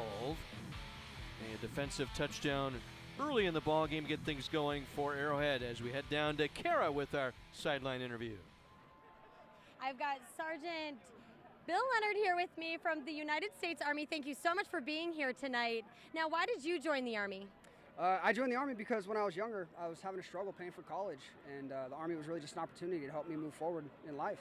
And other than supporting you through college, what else has the Army done for you? Well, I've been here 12 years now, so they've done a really good job at helping me take care of my family. I'm a father of 2 children, own my own home, so I don't think I could have done it without the Army. Well, and you're certainly proof that you can still have a family and move forward with life and serve your country as well. What do you think people in sports and in athletics helps you, how do you think sports prepares you for the Army? Well, I think it just helps foster that team environment where, you're more worried about everybody, not just yourself. And I think the Army is absolutely, that's, the backbone of it. So teamwork, you can't get away from that. Absolutely not. And if anybody's interested in joining the Army other than being on site here tonight, where can they go for more information? We have a website, goarmy.ed or goarmy.com, and then you can go on there and plug in your zip code, and it'll tell you where your closest recruiter is, and they'll come find you. Well, again, thank you so much for being here tonight, and of course for serving our country and all that you do. Thank you for having me. And back to you guys. Staff Sergeant Bill Leonard from the U.S. Army, and Kara, we thank you both very much for that interview. 13-12, Arrowhead on top of Homestead. Time now for our highlight package brought to you by the U.S. Army, Army Strong. And as we said, things got going a little early in that first drive. It was the defense, though, that got on the board first. Yeah, Mitchell Grothy played this ball very well. Scouting told him what kind of a pattern he might expect. Stepped in front of it, took it to the house. 25-yard interception return by Grody. That made it a 7-0 Arrowhead lead. But Homestead got on the board by the way of groundwork, and it was Wolt that got things started here for the Highlanders. Yeah, Brad has rushed for over 100 yards in this first half. He had some excellent downfield blocking there.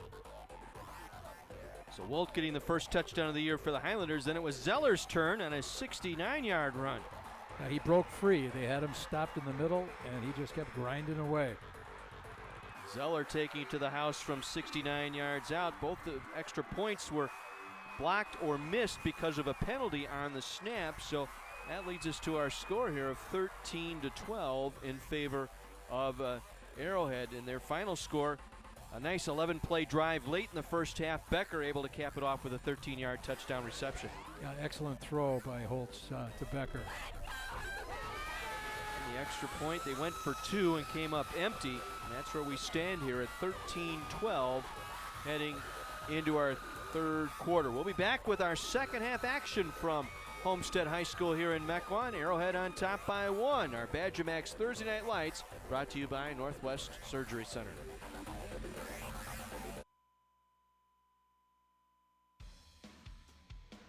Welcome back to Homestead High School as we get set for third quarter action. John Weiser and Terry Kelly up in the booth. We've got Mike McGivern and Kara down on the field tonight. A 1-point Heartland Arrowhead lead over the Homestead Highlanders. Take a look at some of the statistics from our first half. Tipping in favor of Homestead here early on. Yeah, we talked about whether or not Homestead could respond to the big pressure from the front 7, and they've racked up 165 yards rushing. 273 total yards. Penalties on the extra point attempts tonight. That's what has hurt, and it cost a touchdown as well early in the ball game for Homestead. Took a touchdown off the board. Well, like all these games in this series, this is going to be another tight one. Last year, Arrowhead won 28-14, and at the start of the year, Homestead was sitting there 2-2. Many people said, wow, what happened? And then all of a sudden, boom, they marched through state championship game. And so, this is a good test for both teams. Let's toss it to Kara in our Goodwill interview. Thank you so much. I've got Cheryl Lightholder with Goodwill here with me. Now, Cheryl, what makes Goodwill Goodwill? When you shop and donate at a Goodwill store and donation center, you are really supporting our mission, which is to provide training, employment, and other support services for individuals who have disabilities or disadvantages who are seeking greater independence. And we've been very successful at that. Last year, we served nearly 70,000 men and women through our various services and put into employment 8,300 individuals. Well, that's fantastic. And what makes Goodwill such a great place to go to for back-to-school shopping? Well, when you've got back-to-school shopping, I mean, shopping at Goodwill, you can really get a lot of great items for much less. From trendy clothing to accessories to backpacks and books. Anything a student going back to school needs, they can pretty much find at a Goodwill store and donation center. And what's really great for students who are shopping on Saturdays, it's our student day, and if they are Club Goodwill Rewards members, they receive 10% off their entire purchase. Well, that's great. Well, thank you so much for being a part of Thursday Night Lights, and back to you guys. Kara, thank you so much. We're about ready to start our third quarter here in Mequon, Wisconsin. Homestead Highlanders and the Heartland Arrowhead Warhawks. I want to welcome our viewers to tonight's game who are watching us throughout the United States on the American Sports Network. If you'd like to see more high school sports on the American Sports Network, please go to americansportsnet.com and let us know. And welcome those of you watching across the country. Hope you're enjoying this Wisconsin high school football matchup. A couple of powers in the state of Wisconsin. Arrowhead at Division I level for large school, Division II for Homestead. Homestead, the Division II state champion last year. Arrowhead, a runner-up in Division I. And Homestead will try the old pooch kick, and it will go out of bounds. So Arrowhead will be set up with good field position here with the kickoff here in the second half, rolling out of bounds. I'm sure defensive coordinator Matt Wolf would have liked a little bit deeper kick to get them back into their territory. But it's kind of critical right off the bat for Homestead to get the stop, get the ball back, get themselves back into the lead. So be interesting to see if they start doing a little bit more of a blitz package, put some pressure on Holtz, try to see if they can shake something up. Blinded by the light over there by the Arrowhead student body. Yet another use of the cell phone. Did you ever think of that? I kind of use smoke signals is how I communicate most of the time. What's that, the Facebook thing? I just don't get that either. First play from scrimmage. Holt's going to run it up the middle. Breaks a tackle across the 45 out to the 48-yard line. 13-yard pickup by Holtz, the quarterback, to get things started here for Arrowhead. So a little fire right up the middle by the quarterback, Jeff Holtz. Once again, that pulling guard helps open that hole just to the left of the center. Give Holtz that seam. Well, this season first downs have been sponsored by Wisconsin Lutheran College, located in Milwaukee, a comprehensive Christian college offering 37 undergraduate majors, an accelerated degree completion program for adult learners, and graduate degree options. You can learn more, WLC.edu. Gain of 3 on the play. Tetzlaff with a nice reception there. Now, they have a lot of faith in Tetzlaff. He's only 135 pounds, but he really catches the ball well. Swing it out to the receiver Becker with some running room. Will pick up the first down just shy of the Homestead 40-yard line. Chris Greeley there to make the stop defensively for the Highlanders. One of the other wide receivers, number 86, Joel Shelp, his block helped get him that first down. And once again, if you're going to play wide receiver for Arrowhead in this spread offense, you have to be able to block. You're not just out there to catch the ball. With a good look at head coach Fritz Rock in his first season as head coach at Heartland Arrowhead. So 1st and 10, Warhawks at the Highlander 42-yard line. Papandrea with the carry. Inside the 40, wrestled down at the 39-yard line. Zach Francis there to make the stop. Francis getting some time now in up front for that Homestead defense.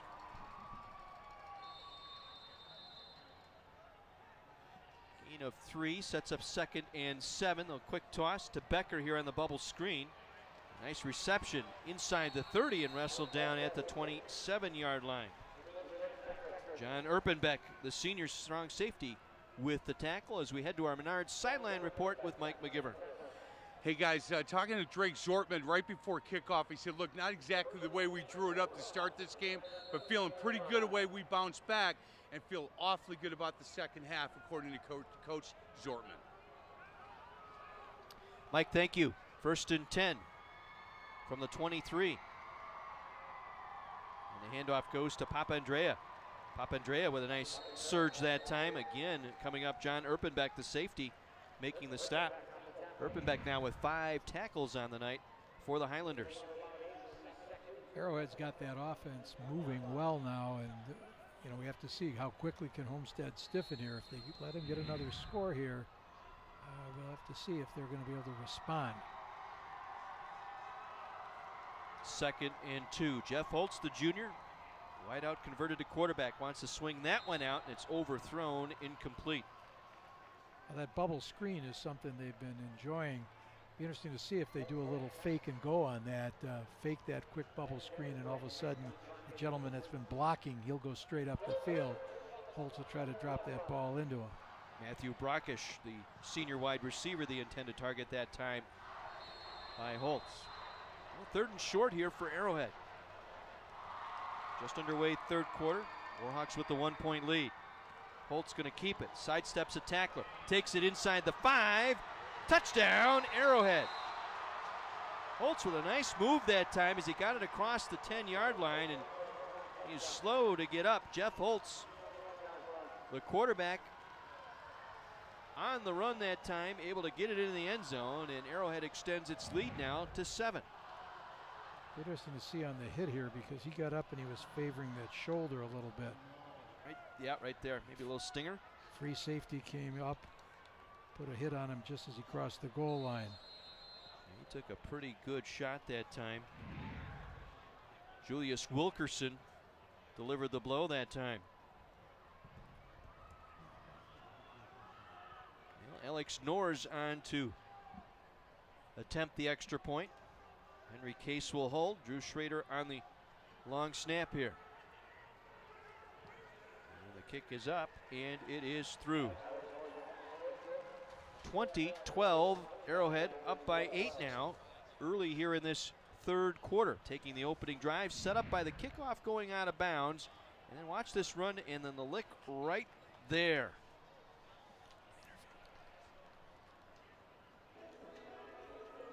Wilkerson delivered the blow there on the quarterback, Holtz. So an 8-point lead here for Arrowhead as we head downstairs to Kara. Thank you very much, guys. I've got Gail from Northwest Surgery Center here with me. It's your first time with us for Thursday Night Lights. How does it feel? Oh, it's so much fun to be part of this whole community. Well, I'm glad to have you. And can you tell us a little bit about Northwest Surgery Center? Sure, we specialize in minimally invasive foot surgery, just a different alternative to some of the older practices that they have had in the past. And you just moved into a brand new location. Where is that? We did. We moved from a location we had been at for 24 years, and we're now at the corner of Watertown Plank and Mayfair Ave. And where can folks go that are interested in visiting the surgery center go for information? They can see us at www.northwestsurgerycenter.com.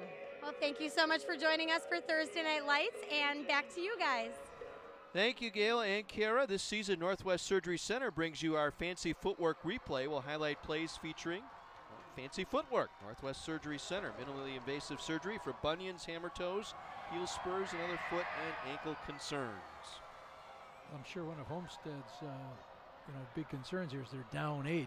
They need to find a way to respond quickly.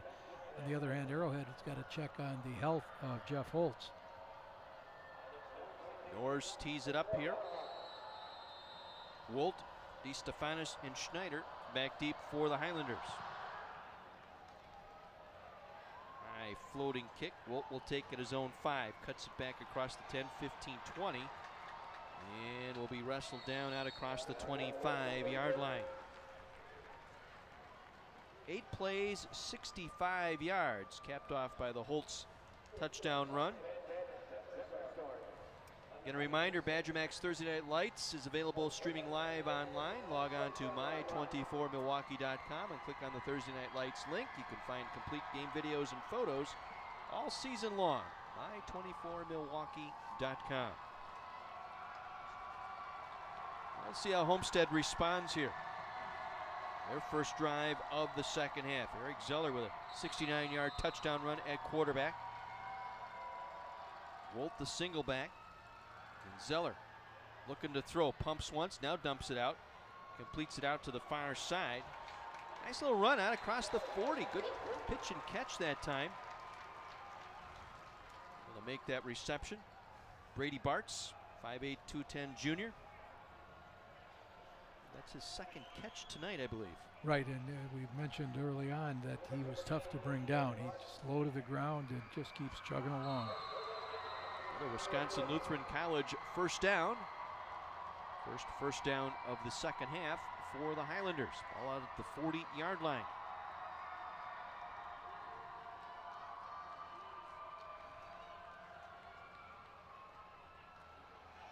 Handed off on the jet sweep. Coming around that far side was Jared Schneider, a sophomore. He'll take that handoff that time in motion, coming around the quarterback. First carry of the night for Schneider. Schneider was one of the quicker athletes. The coaches were very high on him. They know he's only a sophomore, but they think he is going to be an excellent ball carrier. Picks up 8 on that play, sets up a 2nd down 2 here for the Highlanders. And we're early third quarter. Homestead trailing by 8. Wolt trying to run the trap play that time up the middle. Bounced it outside. Good coverage that time by the defensive front. Strung it to the outside. Minimal gain, but will be enough for a first down. Pickup of about 3 that time by Wolt. Defense slid very well. They didn't let the big gap open up. You don't want your defensive lineman to turn and face into that block and get kicked out, and so he did an excellent job staying flat line of scrimmage. Wolt over 100 yards rushing tonight, including a touchdown. We're going to look at Eric Zeller, the quarterback, number 8. Give it to Wolt. Wolt trying to work the right side once again. Very little there, a yard, if that. That's that formation where they're going back to the tight end with the trips to the wide side of the field. A little bit of a chess match here. We'll try to see. The last time they had the trips to the wide side, they split the end and were able to get their little quick pop pass out that way. Matt Anderson there on the stop. 6 tackles tonight for Anderson, the inside linebacker. Again, they'll run that little jet sweep, and the Schneider tripped up, lost his footing as he tried to make his cut. No gain on the play. 3rd and 8 upcoming here for the Highlanders. Ball just across midfield.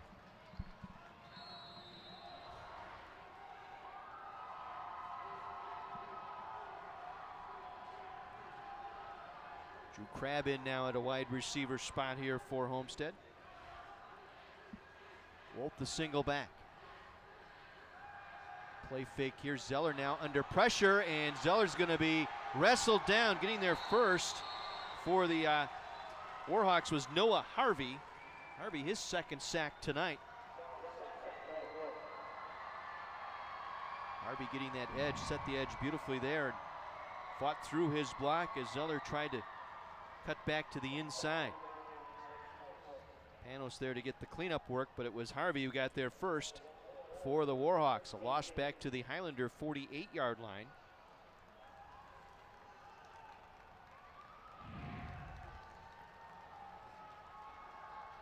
A personal foul here, a face mask call on that tackle, so will negate the sack. 15-yard penalty, and it'll be a 1st down by penalty here, so Homestead, a little break here on the defensive penalty on the face mask. Well, that's a key one to keep the drive alive for Homestead, something that they need. They like to be very methodical. That state championship game last year, they put a 12-minute and 30-second drive to kind of freeze out Waukesha West. I'm sure they'd like to see a similar drive right now. Not sure if we caught that on the replay or not. It looked like more jersey than it was face mask that time. Wolt trying to work the right side, gets the edge. Wolt breaks a tackle inside the 30-yard line down to the 29. Able to chase him down was Alex Panos down the line of scrimmage. That's 6'2", 220 from the defensive end position, able to run him down. Moves very well. Part of that real tough front four for them. Again, another of our fancy footwork replays brought to you by Northwest Surgery Center. Minimally invasive surgery for bunions, hammer toes, heel spurs, and other foot and ankle concerns.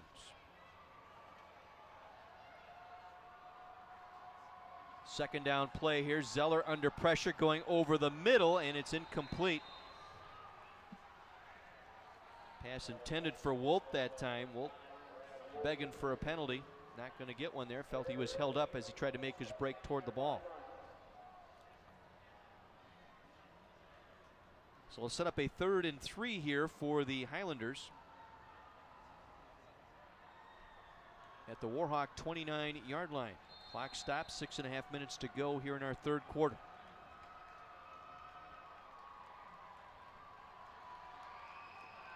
Wolf the single back. Double slot here for the Highlanders.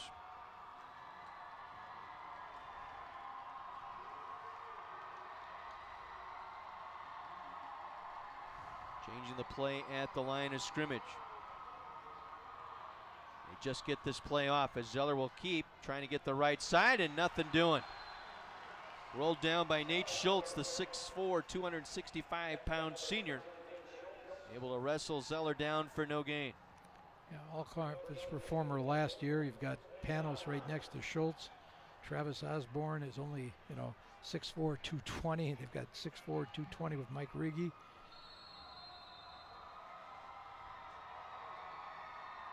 Let's see what the Highlanders will do here. You're inside your opponent's 30-yard line, facing a 4th and 3. Midway through our 3rd quarter. And we'll go for it here.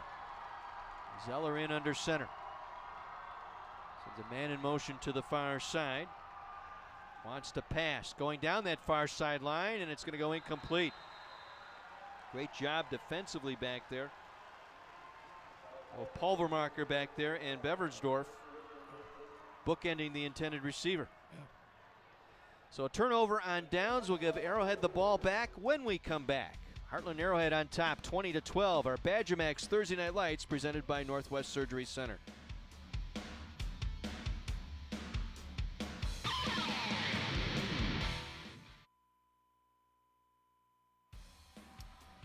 Arrowhead with the 8-point lead here midway through our 3rd quarter in Mequon tonight. It's the show featuring 2 adults, 1 kid, and no grown-ups. Don't miss 2.5 Men, weeknights at 5 and again at 5:30, only on Milwaukee's My 24. Gain of 6 by Papa Andrea.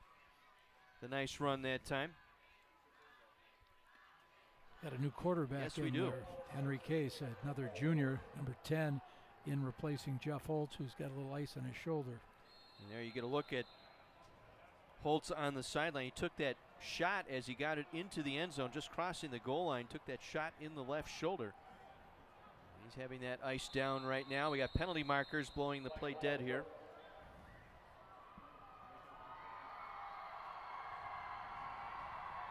And Ron Kirk's crew here tonight. Be a false start penalty. The penalty will move them back, set up a 2nd and 8 here for the Warhawks. So let's head down to Mike McGivern. Mike, what do you have? Hey guys, ice on the shoulder of the quarterback at Arrowhead, as you talked about. They think he's going to be fine. They're going to ice it up, and not sure if he'll be back. Probably not. All right, Mike, thank you very much. Yeah, I would say the pads are off and the helmet hidden away. Henry Case rolling out to his right. Case now will take it upfield. Across the 35, breaks a tackle out to the 43-yard line. Henry Case with a nice run here. Able to pick up a Wisconsin Lutheran College first down. Sam Tucker finally brought him down. Poised there by the backup quarterback Henry Case. Pressed into action here tonight.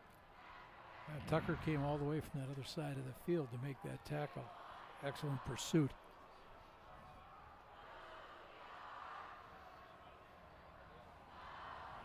Case will work from the pistol here.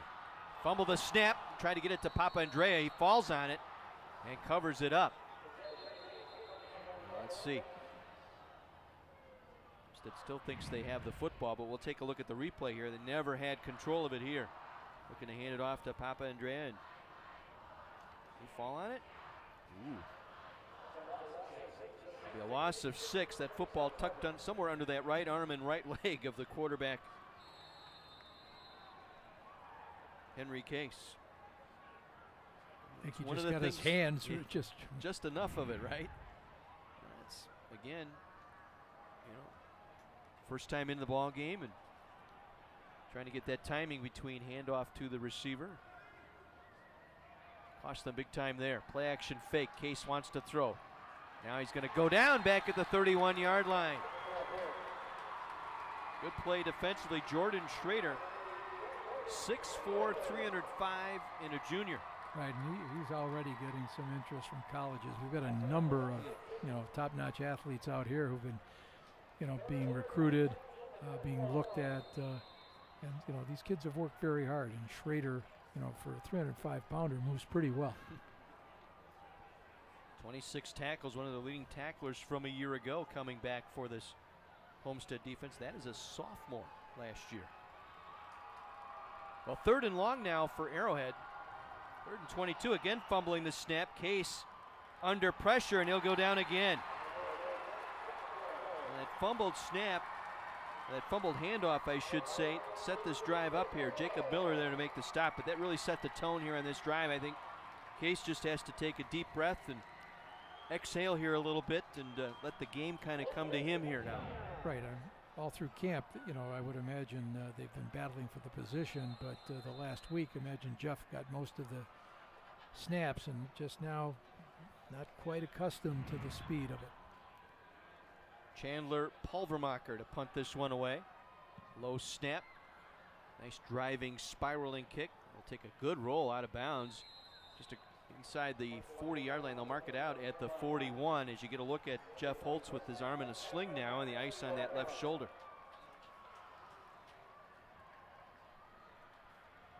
Well, we want to thank the great folks at Goodwill. This season when a team drives inside their opponent's 20-yard line, they've entered the Power Zone. Brought to you by Goodwill and the Power of Work.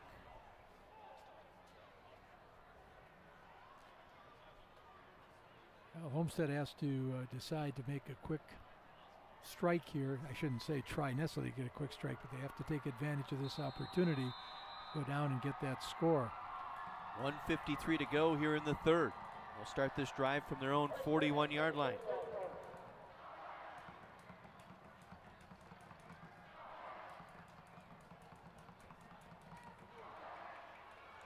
Wolf looking for some running room, can't find any.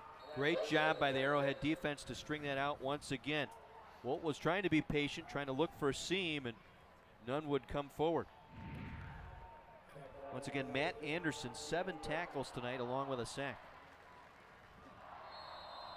Stayed right with him there, nice job.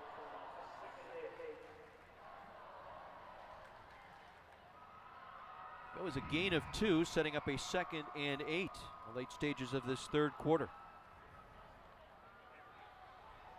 Bolt again, trying the near side, nothing doing there. Wrapped up almost immediately that time. Looks like Jake Powell was there. Jake last year was a first-team all-conference performer, and they've got a number of interchangeable parts in that front four. Under a minute to go here in the third. 3rd and 6 upcoming here for the Highlanders. Ball at their own 45-yard line. Zeller will toss it out, completes the pass, picks up the first down. Nice catch. Matt Hartlieb, the tight end, 2nd catch tonight for Hartlieb, 6'1", 205, and a junior. Yeah, corner was playing a little too far off that. They had split Hartlieb out there. We'll mark it at the Highlander 46-yard line. Make it the 47.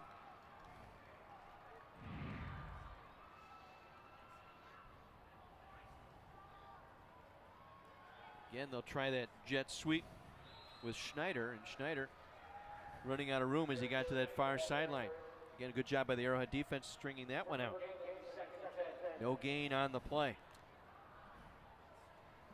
Now listen to the Wendy's Varsity Blitz Show presented by your local Pick and Save stores this Saturday morning starting at 10. Lewis Brown, the head coach at Franklin, will join Mike McGivern and our own Tom Swiddle to discuss Sabre football in the always tough Southeast Conference. Only on Sports Radio 105.7 FM, The Fan. Tom, our stat man here tonight. And doing a fine job, I might add. 2nd and long. Wolf stopped at the line of scrimmage for no gain. Check that Zeller on the keep. And that'll roll out our third quarter here in Mequon tonight. So Arrowhead will maintain their 8-point lead heading to the fourth. Warhawks 20, Homestead 12. Back with our fourth quarter, our Badger Max Thursday Night Lights presented by Northwest Surgery Center on My 24.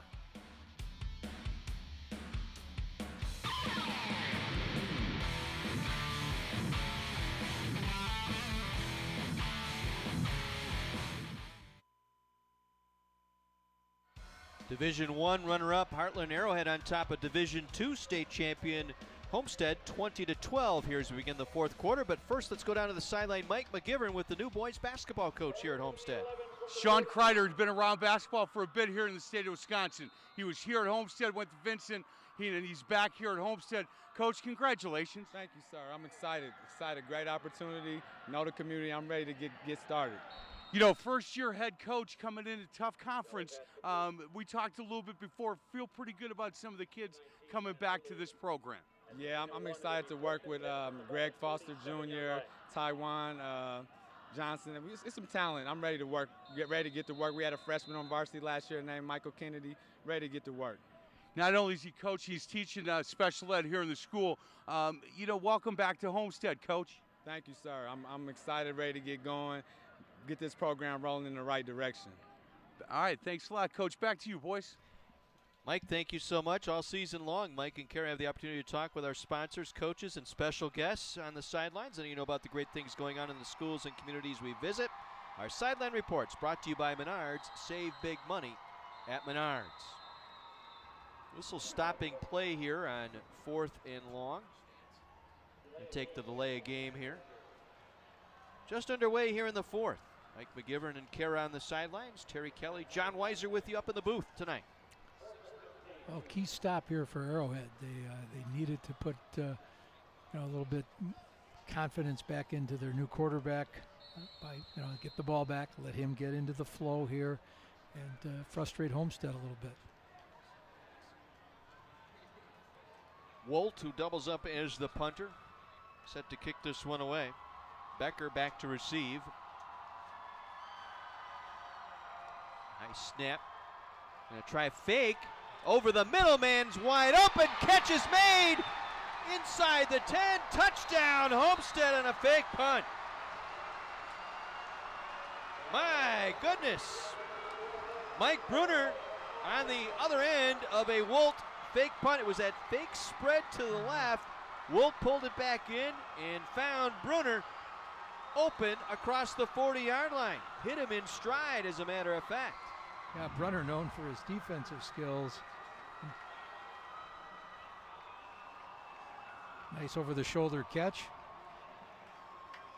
52-yard reception on the 4th down fake punt by Wolt. Connected to Brunner. 6'3", 215-pound junior. And you had Jack Becker back there to field the punt. Normally a wide receiver. Now you've got him trying to play like a free safety. Tough duty. Now they'll go for 2 here for the tie.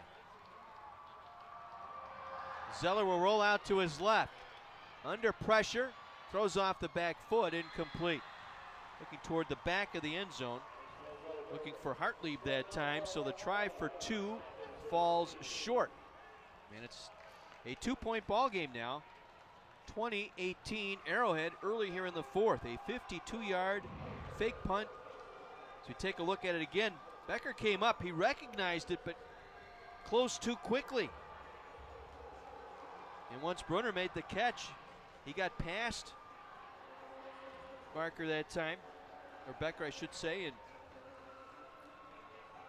quick turn of events here. Have to see if now the 3 missed extra points come back to haunt Homestead. Down by 2 now. Obviously you can get the lead with a field goal, but now the burden falls on the shoulders of your defense. Can you stop Arrowhead? So it'll go as a 10-play, 59-yard drive, capped off by the 52-yard touchdown pass from Wolt to Mike Brunner. Wolt's done a little bit of everything for this team tonight. Done an excellent job. And a reminder, our Badger Max Thursday Night Lights presented by Northwest Surgery Center, available streaming live online. Log on to my24milwaukee.com and click on the Thursday Night Lights link. You'll find complete game videos, highlights of this one coming up shortly, and all season long right there at my24milwaukee.com. Not only the missed extra points and the penalties, though. How about the touchdown that was called back because of the penalty early on by Homestead tonight? They would have the lead. And a line drive kick that ricochets off Clayton Neville and has fallen on it just inside the 20-yard line. They'll mark it at the 28-yard line, excuse me, and that's where Arrowhead will start here.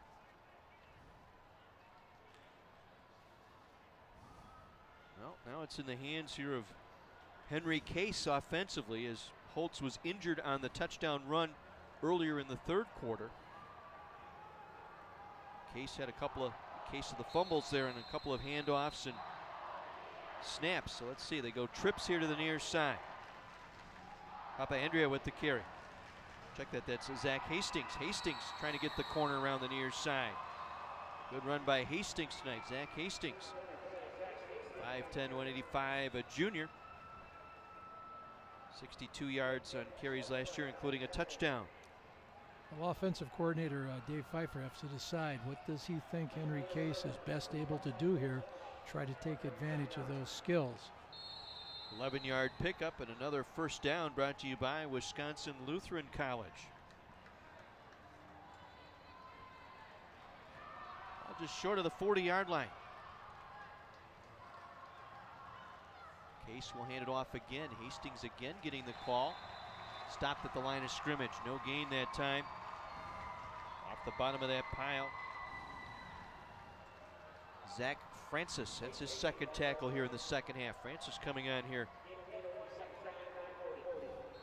Give him a yard, a generous yard at that.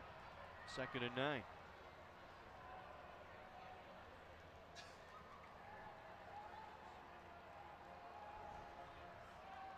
Case quickly tosses it out, completes the pass far side as Case was drilled. Meanwhile, play goes on across the 45 and down to the 40-yard line. Able to make the reception that time. Homestead walked up there that time and tried to blitz through all the gaps, and they got caught by a quick pass. Joel Shelp with his first reception makes it a big one, taking into Homestead territory down to the Highlander 40-yard line. Position to make the tackle that time on defense was Julius Wilkerson. He was the one that delivered the blow on the quarterback, Holtz, back in the 3rd quarter. It's Papandrea with a nice hole. Cuts it back inside the 25-yard line. Spencer Papandrea, 5'7", 180, at 386 yards rushing a year ago. Excellent blocking at the point of attack to create that seam. Gain of 14 and a first down here. Wisconsin Lutheran College first down for Arrowhead on this drive. So they have flipped the field here on Homestead. Spencer again getting the carry. Papandrea struggles forward inside the 20-yard line. And about 8 on the play for Papandrea. Now we're in the power zone. Brought to you by Goodwill, Power of Work. Getting some excellent lead blocking there from number 34, Zach Hastings, to kick out on that end, allowing Papandrea to get that gain. 2nd and short. Papandrea again with the call. Takes it down inside the 15-yard line, and another Wisconsin Lutheran College first down. So the combination of Hastings and Papandrea on this drive moved the football here nicely for the Warhawks. Papandrea has a nice forward lean as he runs. Gets that excellent block from his lead back, Zach Hastings, taking advantage in the offensive line, starting to wear down Homestead here. 1st and 10 from the 15. Papandrea again with the call, trying to work it out right side, just a couple that time. Couldn't quite slip the grasp that time of Bruner, who caught that touchdown on the fake punt earlier. Bruner's another one of those amazing athletes. He's a high jumper during the spring on the track team. Already been offered by Iowa as a sophomore at the end of last year. They caught his performance in the state championship game. 2, 2nd and 8, swings it out here the near side, catch is made and rolled out of bounds. Jack Becker with the reception, brought down by Westrick. So a pickup of about 4, 3rd and 4, ball just inside the 10-yard line. And Homestead getting the touchdown but missing the 2-point conversion to try, and Arrowhead on the ensuing kickoff driving it into the Goodwill power zone here. Papandrea going to be stopped short of the first down. Got back to the line of scrimmage at the 9-yard line and was driven back. Quarterback bumped into his running back. Their timing was a little bit off, kind of slowed up that play. Homestead was able to react quickly and come up. Jobert, Fehrenbach, and Miller right there. So now 4th and 5 from the 10, and looks like the field goal unit on here. It'll be a 27-yard attempt for the near hash. Very little breeze helping from the back. A movement and a flag down. Let's see, is that going to be a penalty on Homestead here? Arrowhead is acting.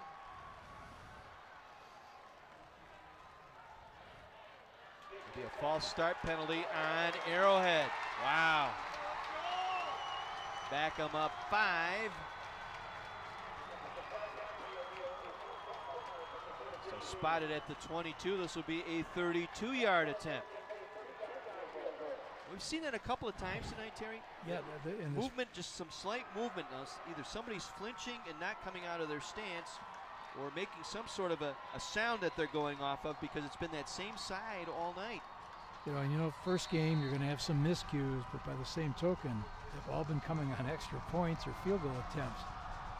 Norris this time for 32. High snap, ball down. Kick is on the way, and it is good, just inside the right upright. The timing was way off.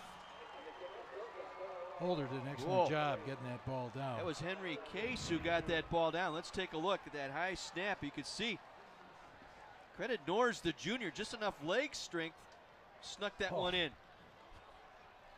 Here's another good angle. Watch this. Still counts though, right? It does. Doesn't matter. And you know who's happy over that Arrowhead sideline? Drew Meyer. He's been working with these guys the last 2.5 weeks. Right now in the huddle talking to you those got guys. it. Jeff Steinbach, longtime special teams coach at Arrowhead, is kind of mentoring a group of about 3 or 4 people working with their special teams, and you can see that it's going to make it's a critical factor in this game that takes away the possibility of Homestead merely kicking a field goal to get the lead. Now they've got to get the score by means of a touchdown. Now let's kick it over to Kara now with our Menards interview tonight. Thank you so much. I've got John Griffiths, the store manager of the Germantown Menards, here with me. Now, John, can you tell us a little bit about Menards? Menards is a family-owned and run company with the general office right here in Eau Claire, Wisconsin. We've got 300 stores throughout the Midwest, 12 stores in Milwaukee, in the Milwaukee area, including stores right here in Germantown. And why is it important for Menards to be a part of initiatives like Thursday Night Lights? Menards definitely understands the hard work and dedication it takes from our student athletes to achieve their goals both on the field and in the classroom, and we really appreciate all the support they get from their families, the coaching staff, their teachers, the community, and we're really proud to be a part of that support. Well, we're glad to have you on board with us, so thank you very much. Thank you.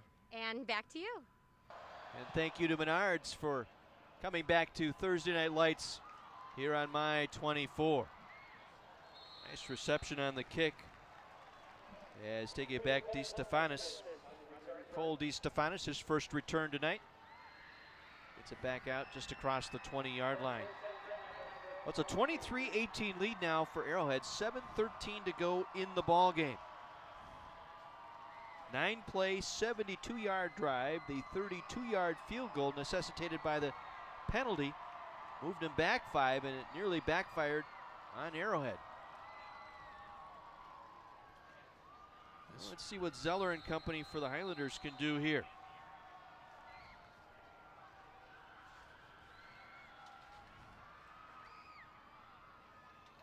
Zeller will give it to Wolt. Wolt across the line of scrimmage, gets it across the 25 out to the 26-yard line. Initially, Nate Schultz had him wrapped up, but Wolt just kept driving forward. Schultz credited with his 6th stop tonight. Gain of 4, 2nd and 6. Wolt having a nice night tonight, well over 100 yards rushing tonight. Plus he threw the touchdown pass on the fake punt. Official stopping play here. Working on the equipment, Alex Panos. Get that set. Umpire Jerry Wood stopping play momentarily. Now we're set. 2nd and 6. Now the play whistle dead. There's a penalty marker on the play.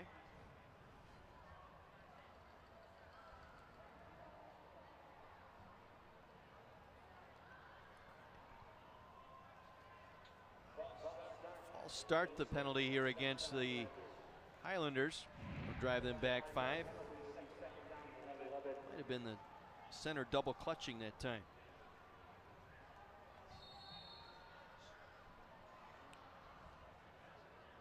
So the 5-yard penalty. It was a tough lick that Zeller took there. Between Schultz up top, driving him back, really turning that leg over. 2nd and 11. Ball at the 21-yard line. Zeller wants to throw, scrambling out to his right. Still on his feet. Nowhere to go. He's going to be hit and brought down back near the 15-yard line. There's nowhere to go with it. Was run down by Beversdorf and Alex Panos. Yeah, Arrowhead is getting a lot of pressure with just a 4-man rush at this point. Jake Powell in there making a real difference. You got Panos, Schultz, Powell, and Osborne. And good coverage downfield as well. Secondary covering up those Highlander receivers. So 3rd and 17 for the Highlanders. Zeller again under pressure, and down he goes back at the 5-yard line. Another sack. This time it's going to be credited to Gonzalo Morales.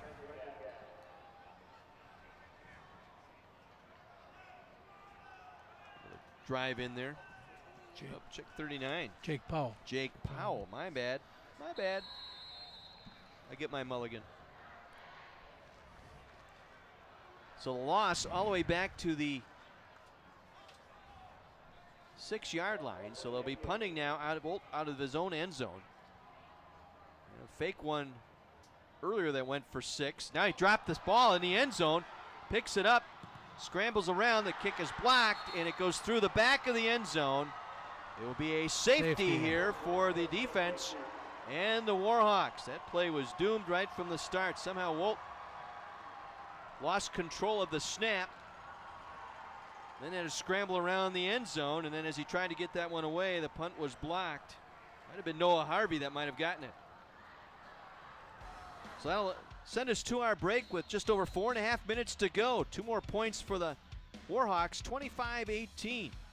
Arrowhead on top of Homestead.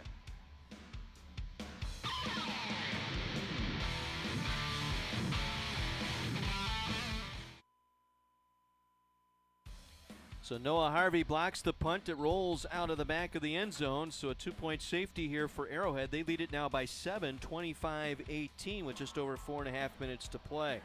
2 FBI agents investigate the strange and unexplained. Don't miss the cult classic, The X-Files. Thursdays at 7, starting October 20th on My 24. Well, we talked at the beginning of the game about the front 7 for Arrowhead, and that certainly has been the big factor in this game.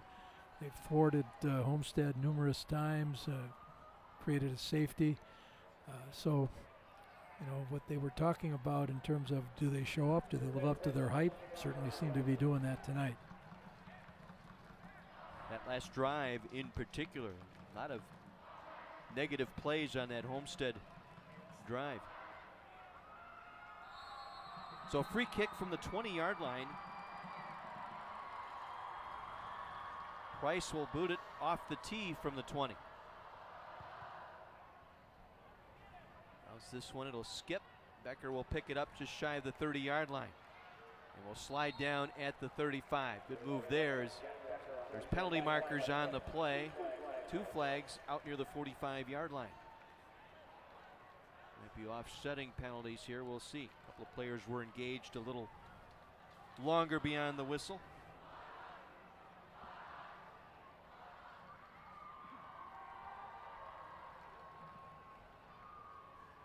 Holding call here on the kick, so this will move the Warhawks back. So 10 yards from the end of the kick will move the football back to the 24-yard line. That's where Arrowhead will start this drive with 4:31 to play, up by 7.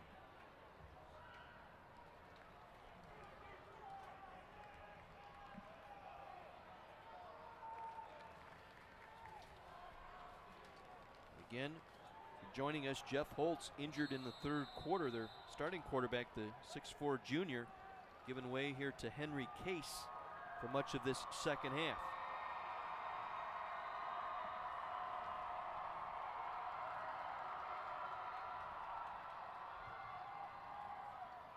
And Case will turn and hand it off. Papa Andrea with the carry. Not much there, maybe a yard. Again, time the enemy right now for Arrowhead. They need to pick up a couple of first downs, try and grind this out a little bit. Only up by 7. The clock rolling toward the 4-minute mark.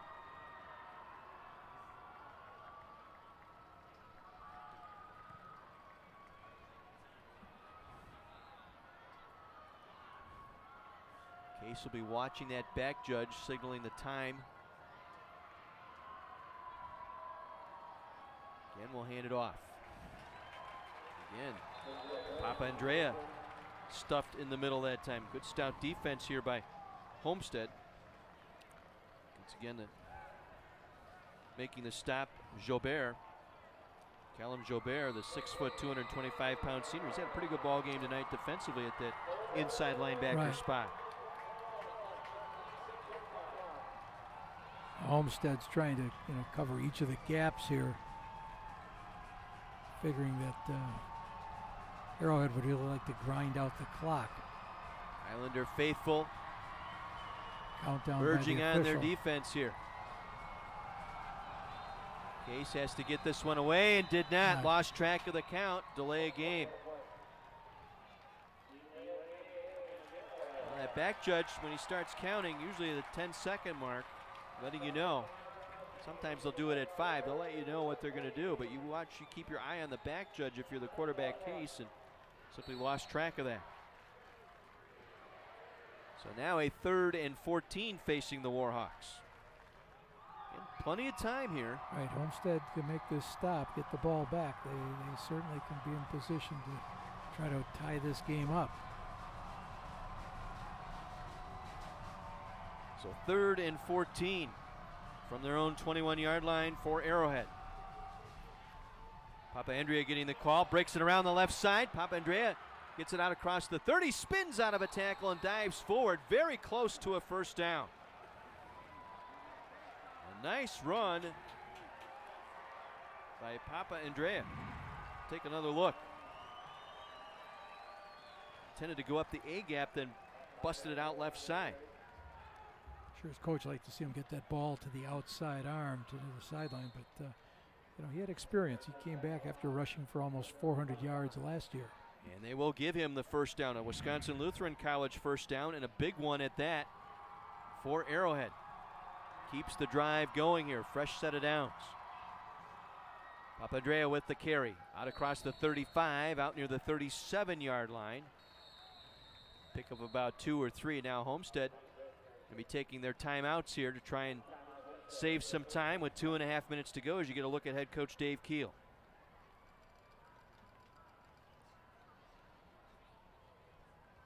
First timeout of the second half for Homestead. That was huge run by Papa Andrea to extend this drive. Buys you a little bit of time. You can probably get it down to probably about 1 minute and 20 before you have to punt. Dave Keel, longtime head coach here at Homestead. Coaches the softball program as well. When you talk about a record, 28th year coaching, he's 250 and 63, 5 state titles. What was the other note you had there about, 10 of the last 15? 10 of the last 15 finalist or runner-ups position for Homestead the last 15 years. Consistency. Again, they'll try and shoot the gap, and again, able to stuff the run. Loss of a couple that time. I think Sam Tucker was able to duck in there, make that hit. Brought along Mike Brunner with him. More look there. Islanders were ready there. They had the gaps filled. They'll take their second timeout, stopping the clock with 2:25 to play. They have one more remaining.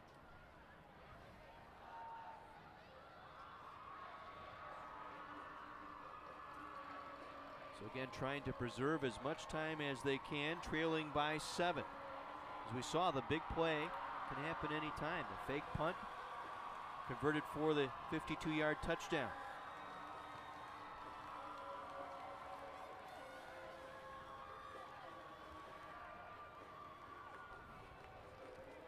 Homestead with 1 timeout remaining now.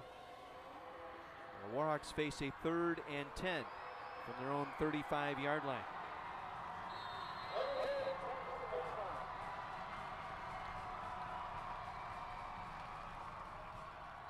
Case will keep it himself. Case across the 40 out to the 42-yard line, short of the first down. Immediately the Highlanders will take their final timeout. Fehrenbach was there, the inside linebacker. Part of that position switch coming into this season. He was the running back last year. Switched that up with Wolt, who took his position on offense. I'll come down to a special teams play here now. 4th down. Arrowhead makes to make sure that they get this kickoff. Try to pin Homestead back as far as they can.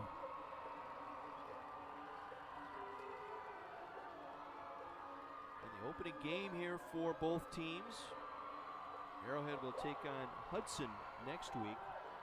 Homestead taking on Indian Trail next week. Right, doesn't get any easier. Kenosha Indian Trail, very good defensive squad. They got quite a few kids back, particularly on defense down there. That's Coach McKay's bread and butter down there. Well, both of these conference, the Classic 8, top to bottom is unbelievable. The North Shore, the top 4 or 5 teams always compete hard.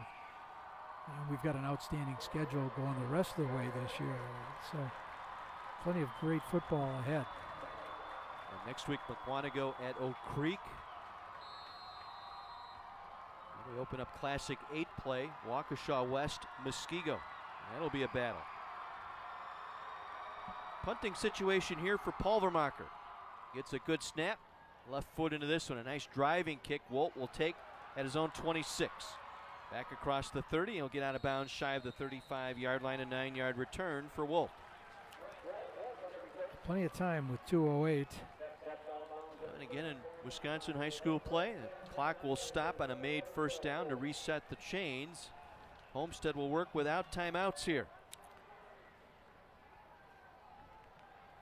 Arrowhead with that 4-2-5 defense, I'm sure they, with the pressure they feel they can put on with that front 4, going to be able to play excellent coverage here.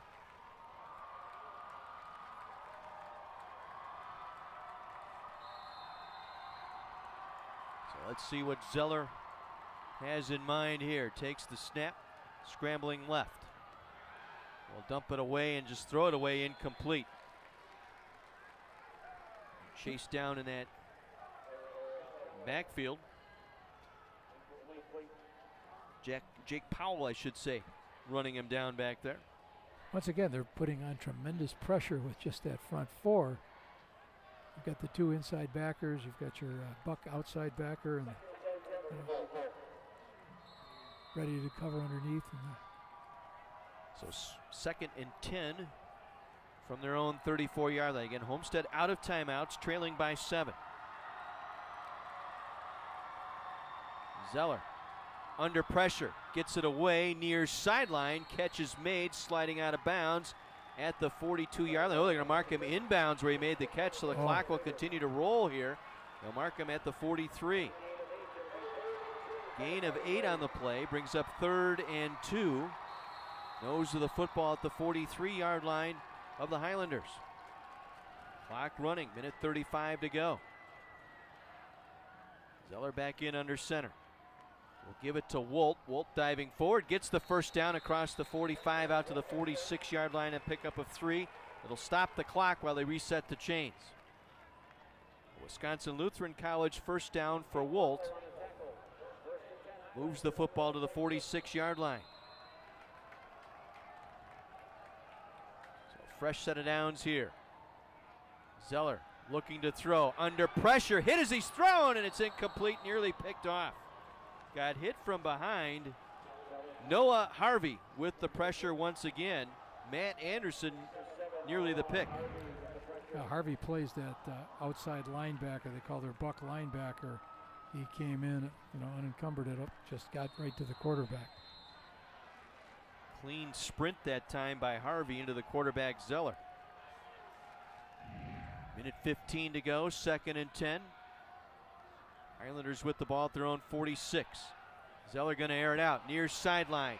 Looking for Hartlieb, and it's broken up, incomplete. Fair amount of hand fighting as they're going downfield on that one. It'll be interesting to see the replay on that. My good buddy Dave Manderfeld and I used to do games. He called that the hand-to-hand combat downfield. Like Hartlieb got a hand on it and then knocked it away. Yeah, chopped down on the receiver's Better hands, look here, made sure he couldn't come through with the catch. Nice play by Caleb Beversdorf to break that one up. So it's 3rd and 10. Minute 9 to go. Homestead trailing by 7. Islanders with the ball at their own 46-yard line. Zeller from the gun. Steps up, fires, completes the old hook and lateral, and it's picked off on the second pass. They were going to go for the hook and lateral. Hartlieb tried to toss it back over the middle, and it was picked off. Jake Powell, number 39. Powell, number 39, quite the second half for the Warhawks. Gets the pick, one more look. Little button hook here, and then trying to go with the lateral back over the middle, looking for Wolt, and it was Powell who stepped in front, had his eyes on that ball the whole way. Able to step in front of Wolt to make the play. And Arrowhead will survive week 1. Yeah, that was not an ad-lib play. You see the lineman was going out there to block for that.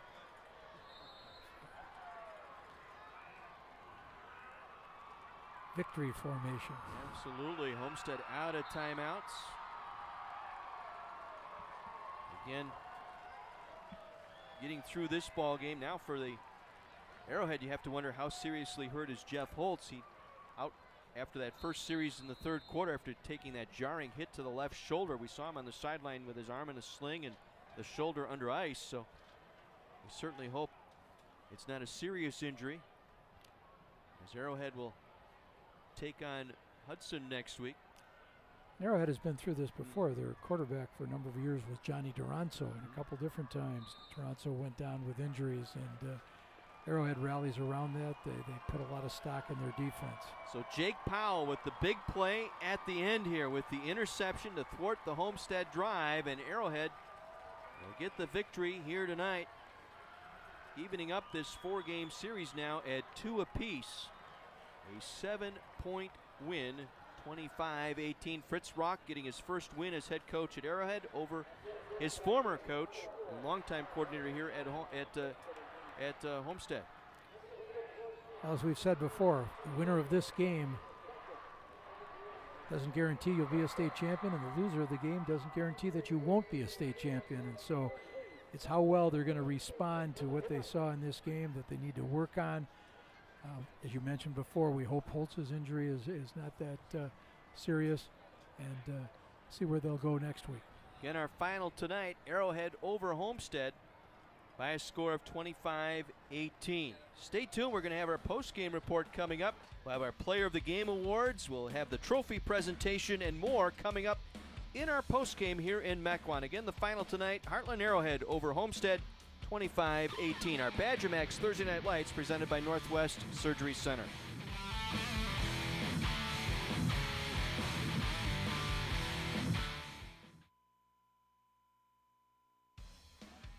Heartland Arrowhead with a couple of big plays defensively here in the second half. The block punt through the back of the end zone, and then at the end, Jake Powell getting the interception to thwart the Homestead drive as Arrowhead hangs on. 25-18 your final here in Mequon tonight. Homestead heading down to take on Indian Trail next week. Arrowhead will battle Hudson next week in round number 2.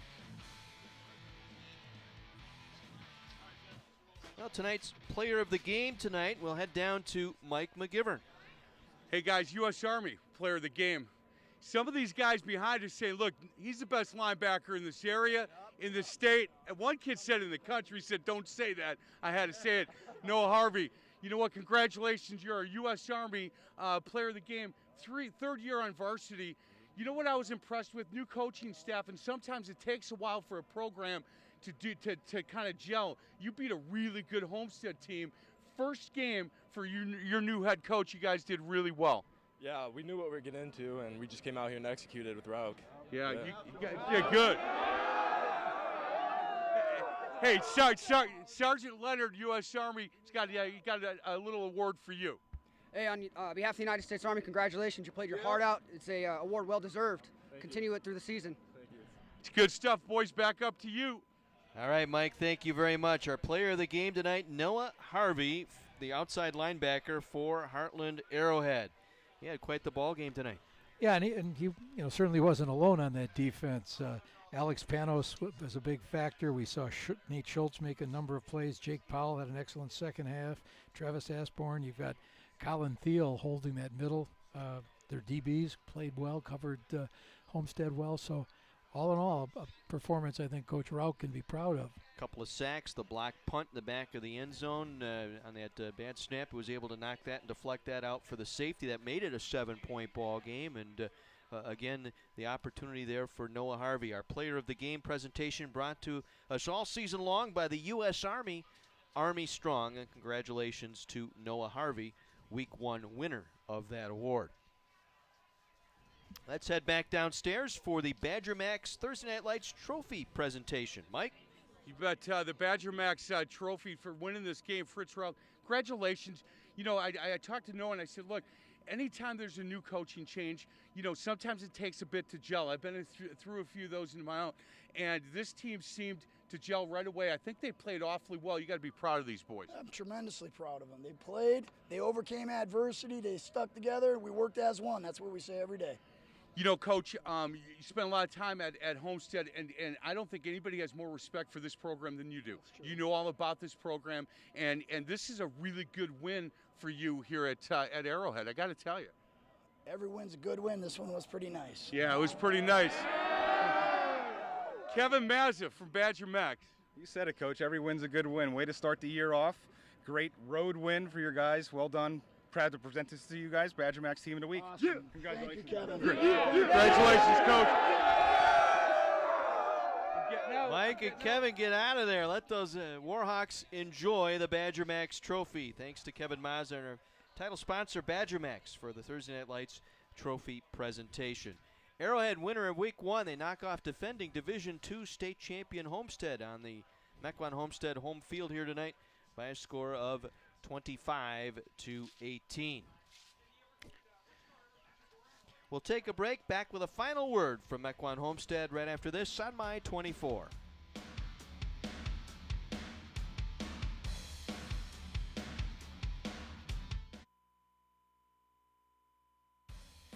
Seven-point victory for Heartland Arrowhead tonight, knocking off defending Division II state champion Homestead 25-18. That regular season series now knotted at 2 games apiece. It's been a fun series.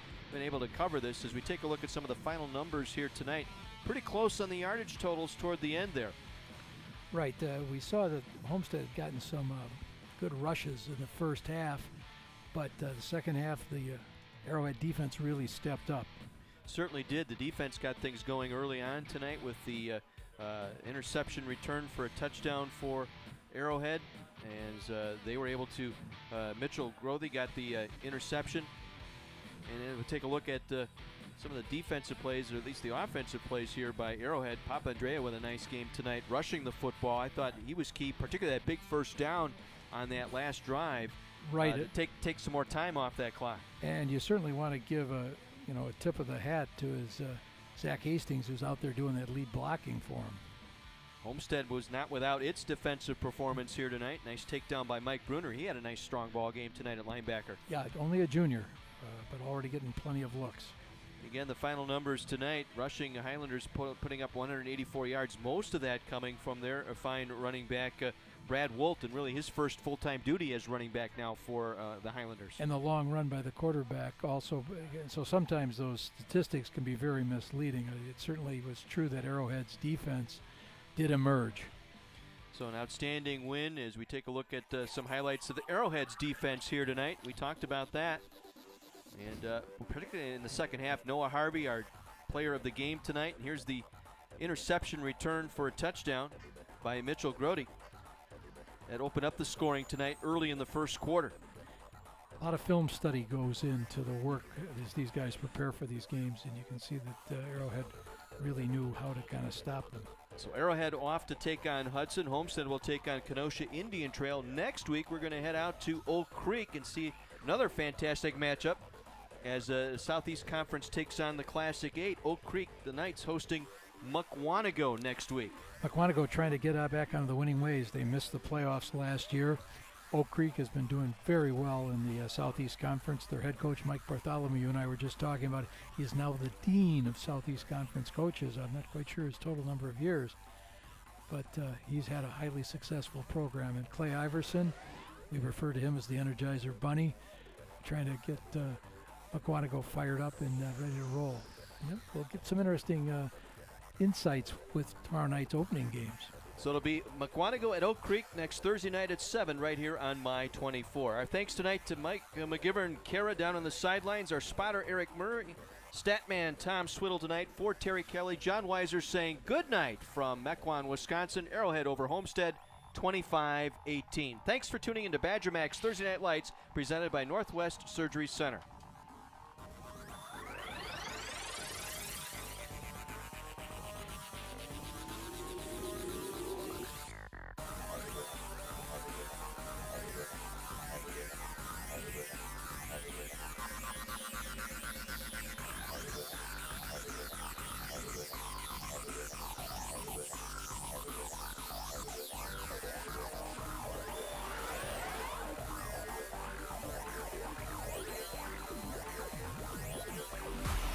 Badger Max Thursday Night Lights presented by Northwest Surgery Center on My 24 is brought to you by Badger Max Premium Sports Drinks. Drink it to the max.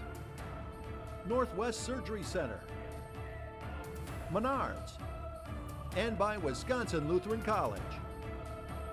Additional support has been provided by the U.S. Army, Goodwill, Salvation Army, and Sports Radio 105.7 FM, The Fan.